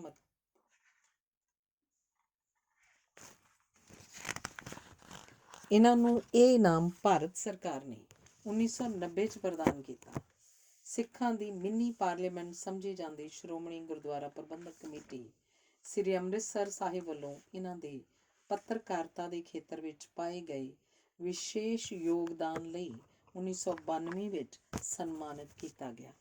ਅਜਿਹਾ ਸਨਮਾਨ ਬਹੁਤ ਘੱਟ ਪੱਤਰਕਾਰਾਂ ਨੂੰ ਨਸੀਬ ਹੁੰਦਾ ਹੈ। ਇਹ ਆਪਣੇ ਆਪ ਵਿੱਚ ਹੀ ਵੱਡੀ ਪ੍ਰਾਪਤੀ ਸੀ। ਪੰਜਾਬੀ ਯੂਨੀਵਰਸਿਟੀ ਪਟਿਆਲਾ ਵੱਲੋਂ ਬਰਜਿੰਦਰ ਹੋਰਾਂ ਦੇ ਪੱਤਰਕਾਰਤਾ ਅਤੇ ਸਾਹਿਤਿਕ ਖੇਤਰ ਵਿੱਚ ਪਾਏ ਗਏ ਵਿਸ਼ੇਸ਼ ਯੋਗਦਾਨ ਤੇ ਉਹਨਾਂ ਦੀਆਂ ਪ੍ਰਾਪਤੀਆਂ ਨੂੰ ਮਾਨਤਾ ਪ੍ਰਦਾਨ ਕਰਦਿਆਂ ਹੋਇਆਂ doctorate of literature ਡੀ.ਲਿਟ the honorary degree ਨਾਲ 2000 ਵਿੱਚ ਸਨਮਾਨਿਤ ਕੀਤਾ ਗਿਆ। ਇੰਜ ਇਹਨਾਂ ਦੀ ਵਿੱਦਿਅਕ ਖੇਤਰ ਵਿੱਚ ਉਚੇਰੀ ਪੜ੍ਹਾਈ ਦੀ ਖਾਹਿਸ਼ ਪੂਰੀ ਹੋ ਗਈ। ਹੁਣ ਬਰਜਿੰਦਰ ਹੋਰੀ ਡਾਕਟਰ ਬਰਜਿੰਦਰ ਸਿੰਘ ਬਣ ਗਏ। ਅਜਿਹੇ ਸਨਮਾਨ ਵਿਸ਼ੇਸ਼ ਊਰਜਾ ਦਾ ਕੰਮ ਕਰਦੇ ਹਨ। ਇਸੇ ਊਰਜਾ ਸਦਕਾ ਇਹਨਾਂ ਪੱਤਰਕਾਰਤਾ ਦੇ ਨਾਲ ਨਾਲ ਸੰਗੀਤ ਦੇ ਖੇਤਰ ਵਿੱਚ ਵੀ ਵਿਸ਼ੇਸ਼ ਪ੍ਰਾਪਤੀਆਂ ਕੀਤੀਆਂ। ਇਹਨਾਂ ਕੇਵਲ ਪੰਜਾਬੀ ਹੀ ਨਹੀਂ ਸਗੋਂ ਉਰਦੂ ਤੇ ਹਿੰਦੀ ਭਾਸ਼ਾ ਵਿੱਚ ਵੀ ਗਾਇਨ ਕੀਤਾ। ਇਸੇ ਤਰ੍ਹਾਂ ਪੱਤਰਕਾਰਤਾ ਦੇ ਖੇਤਰ ਵਿੱਚ ਇਹ ਨਿੱਤ ਨਵੀਆਂ ਬੁਲੰਦੀਆਂ ਨੂੰ ਛੂਹਦੇ ਰਹੇ। ਇਹਨਾਂ ਦੀਆਂ ਪ੍ਰਾਪਤੀਆਂ ਨੂੰ ਵੇਖ ਭਾਰਤ ਸਰਕਾਰ ਨੇ ਆਪਣੇ ਅਗਲੇ ਵੱਡੇ ਸਨਮਾਨ ਪਦਮ ਭੂਸ਼ਣ ਨਾਲ ਆਪ ਜੀ ਨੂੰ 2016 ਵਿੱਚ ਸਨਮਾਨਿਤ ਕੀਤਾ। ਪੰਜਾਬੀ ਪੱਤਰਕਾਰੀ ਵਿੱਚ ਇਹ ਸਨਮਾਨ ਪ੍ਰਾਪਤ ਕਰਨ ਵਾਲਾ ਸ਼ਾਇਦ ਹੀ ਕੋਈ ਹੋਰ ਸੰਪਾਦਕ ਹੋਏਗਾ। ਪੱਤਰਕਾਰੀ ਰਾਹੀਂ ਪੰਜਾਬ, ਪੰਜਾਬੀ ਅਤੇ ਪੰਜਾਬੀਅਤ ਲਈ ਪਾਏ ਯੋਗਦਾਨ ਨੂੰ ਮੁੱਖ ਰੱਖਦਿਆਂ ਹੋਇਆਂ ਪੰਜਾਬ ਦੀ ਅਸੈਂਬਲੀ ਦੇ ਮੈਂਬਰਾਂ ਨੇ ਡਾਕਟਰ ਬਰਜਿੰਦਰ ਸਿੰਘ ਹੋਰਾਂ ਨੂੰ ਇੱਕ ਆਜ਼ਾਦ ਉਮੀਦਵਾਰ ਦੀ ਹੈਸੀਅਤ ਵਿੱਚ ਨਿਰਵਿਰੋਧ ਰਾਜ ਸਭਾ ਦੀ ਮੈਂਬਰੀ ਲਈ ਚੁਣਿਆ। ਆਪ ਮਾਰਚ 1998 ਤੋਂ ਦਸੰਬਰ 2000 ਤੱਕ ਪੰਜਾਬ ਤੋਂ ਮੈਂਬਰ ਰਾਜ ਸਭਾ ਰਹੇ।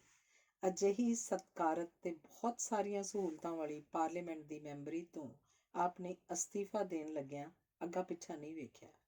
ਇਹ ਮੈਂਬਰੀ 6 ਸਾਲ ਦੀ ਹੁੰਦੀ ਹੈ। ਇਹਨਾਂ ਨੂੰ ਸਾਥੀ ਆਗੂਆਂ ਨੇ ਅਸਤੀਫਾ ਦੇਣ ਤੋਂ ਰੋਕਿਆ, ਪਰ ਆਪ ਆਪਣੇ ਫੈਸਲੇ ਤੇ ਡਟੇ ਰਹੇ। ਆਪ ਦਾ ਮੰਨਣਾ ਸੀ ਕਿ ਅਖਬਾਰੀ ਜ਼ਿੰਮੇਵਾਰੀਆਂ ਤੇ ਪਾਰਲੀਮੈਂਟ ਦੀ ਮੈਂਬਰੀ ਆਪੋ ਵਿੱਚ ਟਕਰਾਉਂਦੀਆਂ ਹਨ। ਮੈਂ ਲੋੜ ਅਨੁਸਾਰ ਦੋਵਾਂ ਨੂੰ ਸਮਾਂ ਨਹੀਂ ਦੇ ਸਕਦਾ। ਜੇਕਰ ਮੈਂਬਰੀ ਕਰਨੀ ਹੈ ਤਾਂ ਪੂਰੀ ਲਗਨ ਤੇ ਮਿਹਨਤ ਨਾਲ ਕਰਾਂਗਾ, ਪਰ ਜੇਕਰ ਮੈਂ ਅਜਿਹਾ ਕਰਦਾ ਹਾਂ ਤਾਂ ਮੇਰੀ ਅਖਬਾਰ ਦਾ ਨੁਕਸਾਨ ਹੁੰਦਾ ਹੈ। ਇਸ ਕਰਕੇ ਇਹਨਾਂ ਨੇ ਮੈਂਬਰੀ ਛੱਡਣ ਨੂੰ ਪਹਿਲ ਦਿੱਤੀ। ਅਜਿਹੀ ਕੁਰਬਾਨੀ ਲਈ ਬੜੇ ਜਿਗਰੇ ਦੀ ਲੋੜ ਹੁੰਦੀ ਹੈ। ਅਜਿਹੇ ਫੈਸਲੇ ਬਰਜਿੰਦਰ ਵਰਗਾ ਸਿਰੜੀ ਤੇ ਪਰਫੈਕਸ਼ਨਿਸਟ ਹੀ ਕਰ ਸਕਦਾ ਹੈ। ਪੰਜਾਬ ਸਰਕਾਰ ਨੇ ਪੰਜਾਬ ਦੇ ਸ਼ਾਨਾ ਮੱਤੇ ਇਤਿਹਾਸ ਦੀਆਂ ਯਾਦਗਾਰਾਂ ਸੰਭਾਲਣ ਦਾ ਫੈਸਲਾ ਕੀਤਾ। ਇਹ ਬਹੁਤ ਜ਼ਰੂਰੀ ਸੀ, ਕਿਉਂਕਿ ਪੰਜਾਬ ਦਾ ਮਹਾਨ ਵਿਰਸਾ ਸੰਭਾਲ ਨਾ ਹੋਣ ਕਰਕੇ ਲੋਪ ਹੋ ਰਿਹਾ ਸੀ। ਪੰਜਾਬੀ ਵਿਸ਼ੇਸ਼ ਕਰਕੇ ਨਵੀਂ ਪੀੜ੍ਹੀ ਆਪਣੇ ਵਿਰਸੇ ਤੇ ਇਤਿਹਾਸ ਤੋਂ ਅਣਜਾਣ ਰਾਹੋਂ ਭਟਕਣ ਲੱਗ ਪਈ ਸੀ।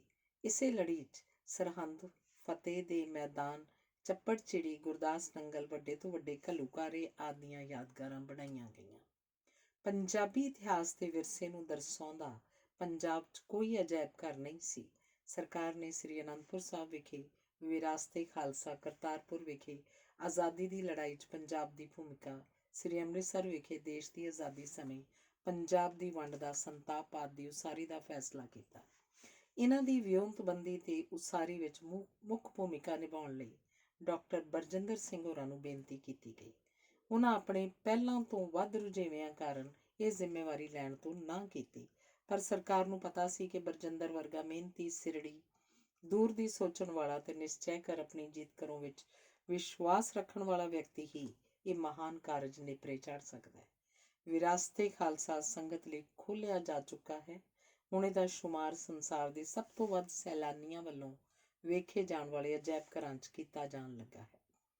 ਕਰਤਾਰਪੁਰ ਵਾਲੇ ਅਜਾਇਬ ਘਰ ਦੇ 3 ਪੜਾਅ ਮੁਕੰਮਲ ਹੋਣ ਵਾਲੇ ਹਨ। ਬਰਜਿੰਦਰ ਹੋਰੀ ਮੌਜੂਦਾ ਸਰਕਾਰ ਨੂੰ ਇਸ ਜ਼ਿੰਮੇਵਾਰੀ ਤੋਂ ਮੁਕਤ ਕਰਨ ਲਈ ਕਈ ਵਾਰ ਬੇਨਤੀ ਕਰ ਚੁੱਕੇ ਹਨ, ਪਰ ਮੌਜੂਦਾ ਮੁੱਖ ਮੰਤਰੀ ਵੀ ਜਾਣਦੇ ਹਨ ਕਿ ਇਸ ਦੀ ਸੰਪੂਰਨਤਾ ਬਰਜਿੰਦਰ ਹੋਰਾਂ ਤੋਂ ਬਿਨਾਂ ਕਿਸੇ ਹੋਰ ਤੋਂ ਹੋਣੀ ਅਸੰਭਵ ਜਾਪਦੀ ਹੈ। ਜੀਵਨ ਦੇ 75 ਵਰ੍ਹੇ ਪੂਰੇ ਕਰ ਚੁੱਕਣ ਪਿੱਛੋਂ ਵੀ ਸਵੇਰੇ 5 ਵਜੇ ਤੋਂ ਰਾਤ ਦੇਰ ਤੱਕ ਕੰਮ ਕੇਵਲ ਬਰਜਿੰਦਰ ਸਿੰਘ ਵਰਗਾ ਇਨਸਾਨ ਹੀ ਕਰ ਸਕਦਾ ਹੈ। ਇਹ ਅਜਾਇਬ ਘਰ ਜਿੱਥੇ ਪੰਜਾਬ ਤੇ ਪੰਜਾਬੀਆਂ ਨੂੰ ਮਹਾਨ ਦੇਣ ਹੈ, ਉੱਥੇ ਬਰਜਿੰਦਰ ਸਿੰਘ ਹੋਰਾਂ ਤੇ ਭਰੋਸਾ ਕਰਕੇ ਪੰਜਾਬ ਸਰਕਾਰ ਨੇ ਇਹਨਾਂ ਦਾ ਇੱਕ ਤਰ੍ਹਾਂ ਨਾਲ ਸਭ ਤੋਂ ਵੱਡਾ ਸਨਮਾਨ ਕੀਤਾ ਹੈ। ਇੱਥੇ ਇਹ ਸੋਚ ਵੀ ਸੱਚ ਹੁੰਦੀ ਹੈ ਕਿ ਪਰਮਾਤਮਾ ਹਮੇਸ਼ਾ ਉਹਨਾਂ ਦੀ ਮਦਦ ਲਈ ਆਉਂਦਾ ਹੈ ਜਿਹੜੇ ਹਿੰਮਤ ਨਾਲ ਆਪਣੀ ਮਦਦ ਆਪ ਕਰਨ ਲੱਗ ਪੈਂਦੇ ਹਨ। ਡਾਕਟਰ ਰਣਜੀਤ ਸਿੰਘ ਲਿਖਿਤ ਪੁਸਤਕ ਆਧੁਨਿਕ ਪੰਜਾਬੀ ਪੱਤਰਕਾਰੀ ਦਾ ਮੋਢੀ ਡਾਕਟਰ ਬਰਜਿੰਦਰ ਸਿੰਘ ਹਮਦਰਦ ਦਾ ਅਖੀਰਲਾ ਲੇਖ ਹੈ ਜੀਵਨ ਅਨੁਭਵ।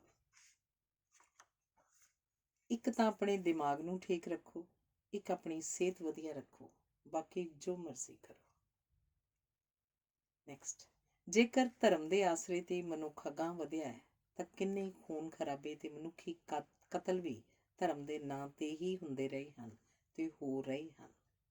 ਅਗਲਾ, ਯੋਜਨਾਬੰਦੀ ਹੋਣੀ ਜ਼ਰੂਰੀ ਹੈ ਤਾਂ ਹੀ ਮੁਲਕ ਤਰੱਕੀ ਕਰੇਗਾ। ਅਗਲਾ, ਅੱਜ ਕਿਸੇ ਵੀ ਨੇਤਾ ਵੱਲੋਂ ਅਸੂਲਾਂ ਦੀ ਗੱਲ ਕਰਨੀ ਹਾਸੋਹੀਣੀ ਜਾਪਦੀ ਹੈ। ਅਗਲਾ, ਜੇਕਰ ਅਸੀਂ ਆਪਣੇ ਮੁਲਕ ਨੂੰ ਗਰੀਬੀ, ਬੇਰੁਜ਼ਗਾਰੀ, ਅਨਪੜ੍ਹਤਾ ਤੇ ਅੰਧ ਵਿਸ਼ਵਾਸੀ ਦੀਆਂ ਜਿਲਣਾਂ ਵਿੱਚੋਂ ਕੱਢ ਕੇ ਇਸ ਨੂੰ ਖੁਸ਼ਹਾਲੀ ਵੱਲ ਤੋਰਨਾ ਲੋਚਦੇ ਹਾਂ ਤਾਂ ਸਾਨੂੰ ਸਮੁੱਚੇ ਰੂਪ ਵਿੱਚ ਨਵੀਆਂ ਤੇ ਸੁੱਚੀਆਂ ਕਦਰਾਂ ਨੂੰ ਅਪਣਾਉਣਾ ਤੇ ਮੁਲਕ ਦੀ ਸੋਚ ਨੂੰ ਵਿਗਿਆਨਕ ਲੀਹਾਂ ਤੇ ਤੋਰਨਾ ਪਏਗਾ। ਅਗਲਾ, ਬਰਸਾਤ ਦੇ ਮੌਸਮ ਵਿੱਚ ਜਦੋਂ ਅਸੀਂ ਬਾਰੀ ਦੇ ਬਾਹਰ ਝਾਕਦੇ ਹਾਂ, ਲਗਾਤਾਰ ਮੀਂਹ ਦੀਆਂ ਬੂੰਦਾਂ ਤੇ ਵਹਿੰਦਾ ਹੋਇਆ ਪਾਣੀ ਤੁਹਾਨੂੰ ਜੀਵਨ ਵਿਚਲੀ ਧੜਕਣ ਦਾ ਪ੍ਰਤੀਕ ਜਾਪਦਾ ਹੈ। ਅਗਲਾ, ਚਾਹੇ ਅਨੇਕਾਂ ਕਾਰਨਾਂ ਕਰਕੇ ਬਦਲਦੇ ਹਾਲਾਤ ਵਿੱਚ ਬੋਲੀ ਦੀ ਚੋਣ ਬਦਲ ਵੀ ਸਕਦੀ ਹੈ, ਪਰ ਸਹੀ ਅਰਥਾਂ ਵਿੱਚ ਇਨਸਾਨ ਦੇ ਦਿਲ ਦੀ ਬੋਲੀ ਉਸਦੀ ਮਾਂ ਬੋਲੀ ਹੀ ਹੁੰਦੀ ਹੈ, ਜੋ ਕਿ ਉਹ ਬਚਪਨ ਤੋਂ ਸਿੱਖਦਾ ਹੈ। ਉਹਦੀਆਂ ਉਮੰਗਾਂ, ਖਾਹਿਸ਼ਾਂ ਸਹੀ ਅਰਥਾਂ 'ਚ ਇਸੇ ਬੋਲੀ 'ਚ ਪ੍ਰਗਟ ਹੁੰਦੀਆਂ ਹਨ। ਅਗਲਾ, ਤੁਸੀਂ ਸਮਾਜ ਨਾਲ, ਲੋਕਾਂ ਨਾਲ ਕੋਈ ਸਾਂਝ ਪੈਦਾ ਕਰਨੀ ਚਾਹੁੰਦੇ ਹੋ, ਉਹਨਾਂ ਨੂੰ ਕੋਈ ਗੱਲ ਦੱਸਣੀ ਚਾਹੁੰਦੇ ਹੋ, ਆਪਣੇ ਸੱਭਿਆਚਾਰ ਬਾਰੇ ਉਹਨਾਂ ਨੂੰ ਕੁਝ ਕਹਿਣਾ ਚਾਹੁੰਦੇ ਹੋ, ਤਾਂ ਤੁਹਾਨੂੰ ਉਹਨਾਂ ਦੀ ਜ਼ਬਾਨ ਵਿੱਚ ਹੀ ਗੱਲ ਕਰਨੀ ਪਏਗੀ। ਅਗਲਾ, ਜਿਹੜੇ ਕੰਮ ਮੈਂ ਕਰਦਾ ਉਹਨੂੰ ਪੂਰੀ ਇੱਕ ਸੁਰਤ ਨਾਲ, ਪੂਰੀ ਲਗਨ ਨਾਲ ਤੇ ਪੂਰੀ ਮਿਹਨਤ ਨਾਲ ਕਰਦਾ ਹਾਂ।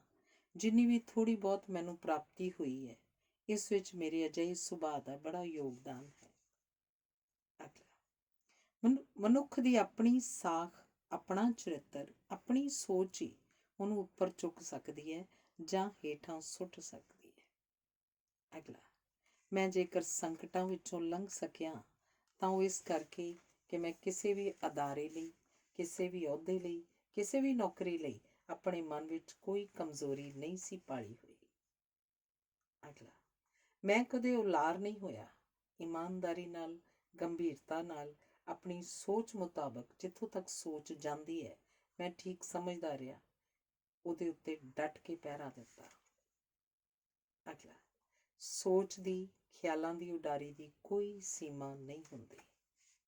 ਅਗਲਾ, ਪੰਜਾਬ ਨੂੰ ਅੱਜ ਦੇ ਸਮੇਂ ਅਜਿਹਾ ਆਗੂ ਚਾਹੀਦਾ ਹੈ ਜਿਹੜਾ ਲੋਕਾਂ ਦੀ ਨਬਜ਼ ਨੂੰ ਪਛਾਣਦਾ, ਨਬਜ਼ ਨੂੰ ਸਮਝਦਾ ਹੋਵੇ, ਅੱਗੇ ਆ ਕੇ ਸਿਦਕ ਦਿਲੀ ਨਾਲ, ਇਮਾਨਦਾਰੀ ਨਾਲ, ਵੱਡੀ ਵਿਸ਼ਾਲ ਸੋਚ ਨਾਲ ਲੋਕਾਂ ਨੂੰ ਅਗਵਾਈ ਦੇਵੇ, ਉਹਨਾਂ ਨੂੰ ਨਾਲ ਲਵੇ, ਤਾਂ ਹੀ ਪੰਜਾਬ ਦੇ ਕਰੋੜਾਂ ਲੋਕਾਂ ਦੀਆਂ ਸਮੱਸਿਆਵਾਂ, ਇੱਛਾਵਾਂ ਦੀ ਤੇ ਲੋੜਾਂ ਦੀ ਪੂਰਤੀ ਹੋ ਸਕਦੀ ਹੈ। ਮੈਂ ਉਸ ਵੇਲੇ ਆਪਣੇ ਆਪ ਨੂੰ ਬੜਾ ਸ਼ਾਂਤ ਮਹਿਸੂਸ ਕਰਦਾ ਜਦੋਂ ਮੈਂ ਕੋਈ ਚੰਗੀ ਪੁਸਤਕ ਪੜ੍ਹਦਾ। ਨੈਕਸਟ, ਮੈਨੂੰ ਸੰਗੀਤ ਦਾ ਬੜਾ ਸ਼ੌਕ ਹੈ, ਉਹ ਮੈਨੂੰ ਖੁਸ਼ੀ ਦਿੰਦਾ ਹੈ। ਨੈਕਸਟ, ਮੈਂ ਆਪਣੀ ਜ਼ਿੰਦਗੀ ਵਿੱਚ ਇਸ ਤਰ੍ਹਾਂ ਦਾ ਦੁੱਖ ਮਹਿਸੂਸ ਨਹੀਂ ਕੀਤਾ ਜਿਹੜਾ ਅਸਹਿਣਯੋਗ ਹੋਵੇ। ਘਟੀ ਘਟਨਾ ਨੂੰ ਸਮਝ ਕੇ ਉਹਨੂੰ ਭੁੱਲਣ ਦਾ ਯਤਨ ਕਰਦਾ ਹਾਂ। ਅਗਲਾ, ਮੇਰੀ ਜ਼ਿੰਦਗੀ ਦੀ ਸਭ ਤੋਂ ਵੱਡੀ ਖਾਹਿਸ਼ ਬਹੁਤ ਕੁਝ ਜਾਣਨ ਦੀ, ਬਹੁਤ ਕੁਝ ਪੜ੍ਹਨ ਦੀ ਰਹੀ ਹੈ। ਅਗਲਾ, ਇੱਕ ਗੱਲ ਦੀ ਸੰਤੁਸ਼ਟੀ ਹੈ, ਖੁਸ਼ੀ ਹੈ ਕਿ ਮੇਰੇ ਅੰਦਰ ਮੌਲਿਕ ਗਿਆਨ ਦੀ ਭੁੱਖ ਖਤਮ ਨਹੀਂ ਹੋਈ। ਅਗਲਾ, ਮੈਨੂੰ ਇਹ ਪਸੰਦ ਹੀ ਨਹੀਂ ਜਾਂ ਆਤਮਿਕ ਤੌਰ 'ਤੇ ਮਨਜ਼ੂਰ ਹੀ ਨਹੀਂ ਕਿ ਬੰਦਾ ਵੀ ਕਿਸੇ ਜੀਵ ਨੂੰ ਮਾਰ ਕੇ ਖਾ ਸਕਦਾ ਹੈ। ਪਹਿਲਾਂ ਮੈਂ ਨੌਨ ਵੈਜ ਸੀ, ਪਰ ਬਹੁਤ ਘੱਟ, ਹੁਣ ਪੂਰੀ ਤਰ੍ਹਾਂ ਸ਼ਾਕਾਹਾਰੀ। ਅਗਲਾ, ਮੈਂ ਜ਼ਿੰਦਗੀ ਵਿੱਚ ਚੁਣੌਤੀਆਂ ਨਾਲ ਜੂਝਦਾ ਰਿਹਾ। ਅੱਜ ਵੀ ਮੇਰੇ ਜੀਵਨ ਵਿੱਚ ਇਸ ਤਰ੍ਹਾਂ ਦੇ ਹਾਲਾਤ ਅਕਸਰ ਬਣੇ ਰਹਿੰਦੇ ਹਨ। ਅਗਲਾ, ਮੇਰੇ ਮਨ 'ਚ ਤੜਪ ਰਹਿੰਦੀ ਹੈ, ਇੱਛਾ ਰਹਿੰਦੀ ਹੈ ਕਿ ਮੈਂ ਕੁਝ ਹੋਰ ਨਵੇਂ ਤੋਂ ਨਵਾਂ ਸਿੱਖ ਸਕਾਂ, ਪੜ੍ਹ ਸਕਾਂ, ਚਿੰਤਨ ਦੇ ਖੇਤਰ ਵਿੱਚ ਆਪਣਾ ਕੋਈ ਯੋਗਦਾਨ ਪਾਉਣ ਦੇ ਕੁਝ ਸਮਰੱਥ ਹੋ ਸਕਾਂ। ਅਗਲਾ, ਮੈਂ ਕਦੇ ਵੀ ਕੋਈ ਰਾਜਸੀ ਲਾਹਾ ਅਖਬਾਰ ਬਾਰੇ ਤੱਕੀ ਆਪਣੇ ਲਈ ਵੀ ਲੈਣ ਦਾ ਯਤਨ ਨਹੀਂ ਕੀਤਾ। ਅਗਲਾ, ਉਸ ਲੋਕਤੰਤਰ ਨੂੰ ਮੈਂ ਬਹੁਤੀ ਮਾਨਤਾ ਨਹੀਂ ਦੇ ਸਕਦਾ ਜਿਸ ਵਿੱਚ ਅੱਜ ਵੀ ਗੁਰਬਤ ਦਾ ਰਾਜ ਹੈ, ਬੇਰੁਜ਼ਗਾਰੀ ਦਾ ਰਾਜ ਹੈ, ਤੰਗੀਆਂ ਤੇ ਤੁਰਸ਼ੀਆਂ ਦਾ ਰਾਜ ਹੈ। ਅਗਲਾ, ਲੋਕਤੰਤਰ ਨੂੰ ਕਿਸੇ ਨਾ ਕਿਸੇ ਢੰਗ ਨਾਲ ਬਦਲੇ ਜਾਣ ਦੀ ਲੋੜ ਹੈ ਤਾਂ ਜੋ ਸਾਡਾ ਸਮਾਜ, ਸਾਡੇ ਲੋਕ ਤੇਜ਼ੀ ਨਾਲ ਖੁਸ਼ਹਾਲੀ ਵੱਲ ਵੱਧ ਸਕਣ। ਅਗਲਾ, ਮੀਡੀਆ ਦਾ ਕੰਮ ਲੋਕਾਂ ਸਾਹਮਣੇ ਸੱਚ ਤੇ ਝੂਠ ਦੀ ਪਹਿਚਾਣ ਕਰਵਾਉਣੀ ਹੈ। ਅਗਲਾ, ਮੇਰਾ ਵਿਸ਼ਵਾਸ ਹੈ ਕਿ ਆਪਣੀ ਮਾਂ ਬੋਲੀ ਰਾਹੀਂ ਅਸੀਂ ਦੇਸ਼ ਭਰ ਵਿੱਚ ਫੈਲੇ ਪੰਜਾਬੀਆਂ ਨੂੰ ਇੱਕ ਕੜੀ ਵਿੱਚ ਪਰੋ ਸਕਦੇ ਹਾਂ। ਅਗਲਾ, ਜੋ ਕੰਮ ਕਰਨਾ ਹੈ ਪੂਰੀ ਤਵੱਜੋ ਨਾਲ ਕਰੋ, ਜੇ ਜਿਉਣਾ ਹੈ ਤਾਂ ਅਣਖ ਨਾਲ ਜੀਓ। ਅਗਲਾ, ਅੰਦਰ ਦੀ ਆਵਾਜ਼ ਸੁਣਨ ਵਾਲਾ ਮਨੁੱਖ ਉਹ ਕੁਝ ਕਰ ਗੁਜ਼ਰਦਾ ਹੈ ਜੋ ਉਹ ਵੱਧ ਤੋਂ ਵੱਧ ਕਰਨ ਦੇ ਯੋਗ ਹੁੰਦਾ ਹੈ। ਜਦੋਂ ਬਹੁਤ ਲੋਕ ਇੱਕੋ ਸਮੇਂ ਇਸ ਆਵਾਜ਼ ਨੂੰ ਸੁਣਨ ਲੱਗ ਪੈਣ ਤਾਂ ਇਨਕਲਾਬ ਹੁੰਦਾ ਹੈ। ਸੰਸਾਰ ਦੇ ਇਨਕਲਾਬਾਂ ਦੀ ਕਹਾਣੀ ਅੰਦਰ ਦੀ ਆਵਾਜ਼ ਸੁਣਨ ਦੀ ਹੀ ਕਹਾਣੀ ਹੈ। ਅਗਲਾ, ਸ਼ਬਦ ਦੀ ਸ਼ਕਤੀ ਅਥਾਹ ਹੁੰਦੀ ਹੈ। ਅਨੇਕ ਲੋਕਾਂ ਦਾ ਖਿਆਲ ਹੈ ਕਿ ਸ਼ਬਦ ਝੂਠ ਨੂੰ ਲੁਕਾ ਸਕਦੇ ਹਨ ਤੇ ਸੱਚ ਨੂੰ ਧੁੰਦਲਾ ਵੀ ਕਰ ਸਕਦੇ ਹਨ। ਭਾਵੇਂ ਸ਼ਬਦ ਘੜੇ ਤਾਂ ਮਨੁੱਖ ਨਹੀਂ ਹਨ, ਪਰ ਮਨੁੱਖ ਲੱਖ ਯਤਨ ਕਰੇ, ਇਹ ਉਹਦੀ ਨੀਅਤ ਤੇ ਜ਼ਮੀਰ ਨੂੰ ਆਪਣੇ ਓਹਲੇ ਲੁਕਣ ਨਹੀਂ ਦਿੰਦੇ। ਅਗਲਾ, ਸਾਡੇ ਸਮਾਜ ਵਿੱਚ ਲੇਖਕਾਂ ਤੇ ਕਵੀਆਂ ਦੀ ਉਨੀ ਕਦਰ ਨਹੀਂ ਜਿੰਨੀ ਸਿਆਸਤਦਾਨਾਂ ਤੇ ਅਮੀਰਾਂ ਦੀ ਹੈ। ਬਹੁਤੀ ਵਾਰ ਲੇਖਕ ਜਾਂ ਕਵੀ ਨੂੰ ਆਪਣੇ ਨਿਰਬਾਹ ਲਈ ਬਹੁਤ ਸਖਤ ਘਾਲਣੀ ਪੈਂਦੀ ਹੈ ਤੇ ਕਈ ਵਾਰ ਗੁਰਬਤ ਦੀ ਚੱਕੀ ਵਿੱਚ ਵੀ ਪੀਸਣਾ ਪੈਂਦਾ ਹੈ। ਅਗਲਾ, ਤਰੱਕੀ ਲਈ ਬੜੇ ਵਿਸ਼ਾਲ ਅਸਮਾਨਾਂ ਤੇ ਉਡਾਰੀ ਲਾਈ ਜਾ ਸਕਦੀ ਹੈ। ਅਗਲਾ, ਜਦੋਂ ਕੋਈ ਕਿੰਨੀ ਦੇਰ ਬਾਅਦ ਆਏ, ਜਦੋਂ ਕੋਈ ਕਿਸੇ ਨੂੰ ਚਿੱਠੀਆਂ ਨਾ ਲਿਖੇ, ਜਦੋਂ ਕੋਈ ਆਪਣੀ ਹੋਂਦ ਜਤਲਾਏ ਤਾਂ ਉਹ ਮਹਿਮਾਨ ਹੀ ਹੁੰਦਾ ਹੈ। ਧੰਨਵਾਦ।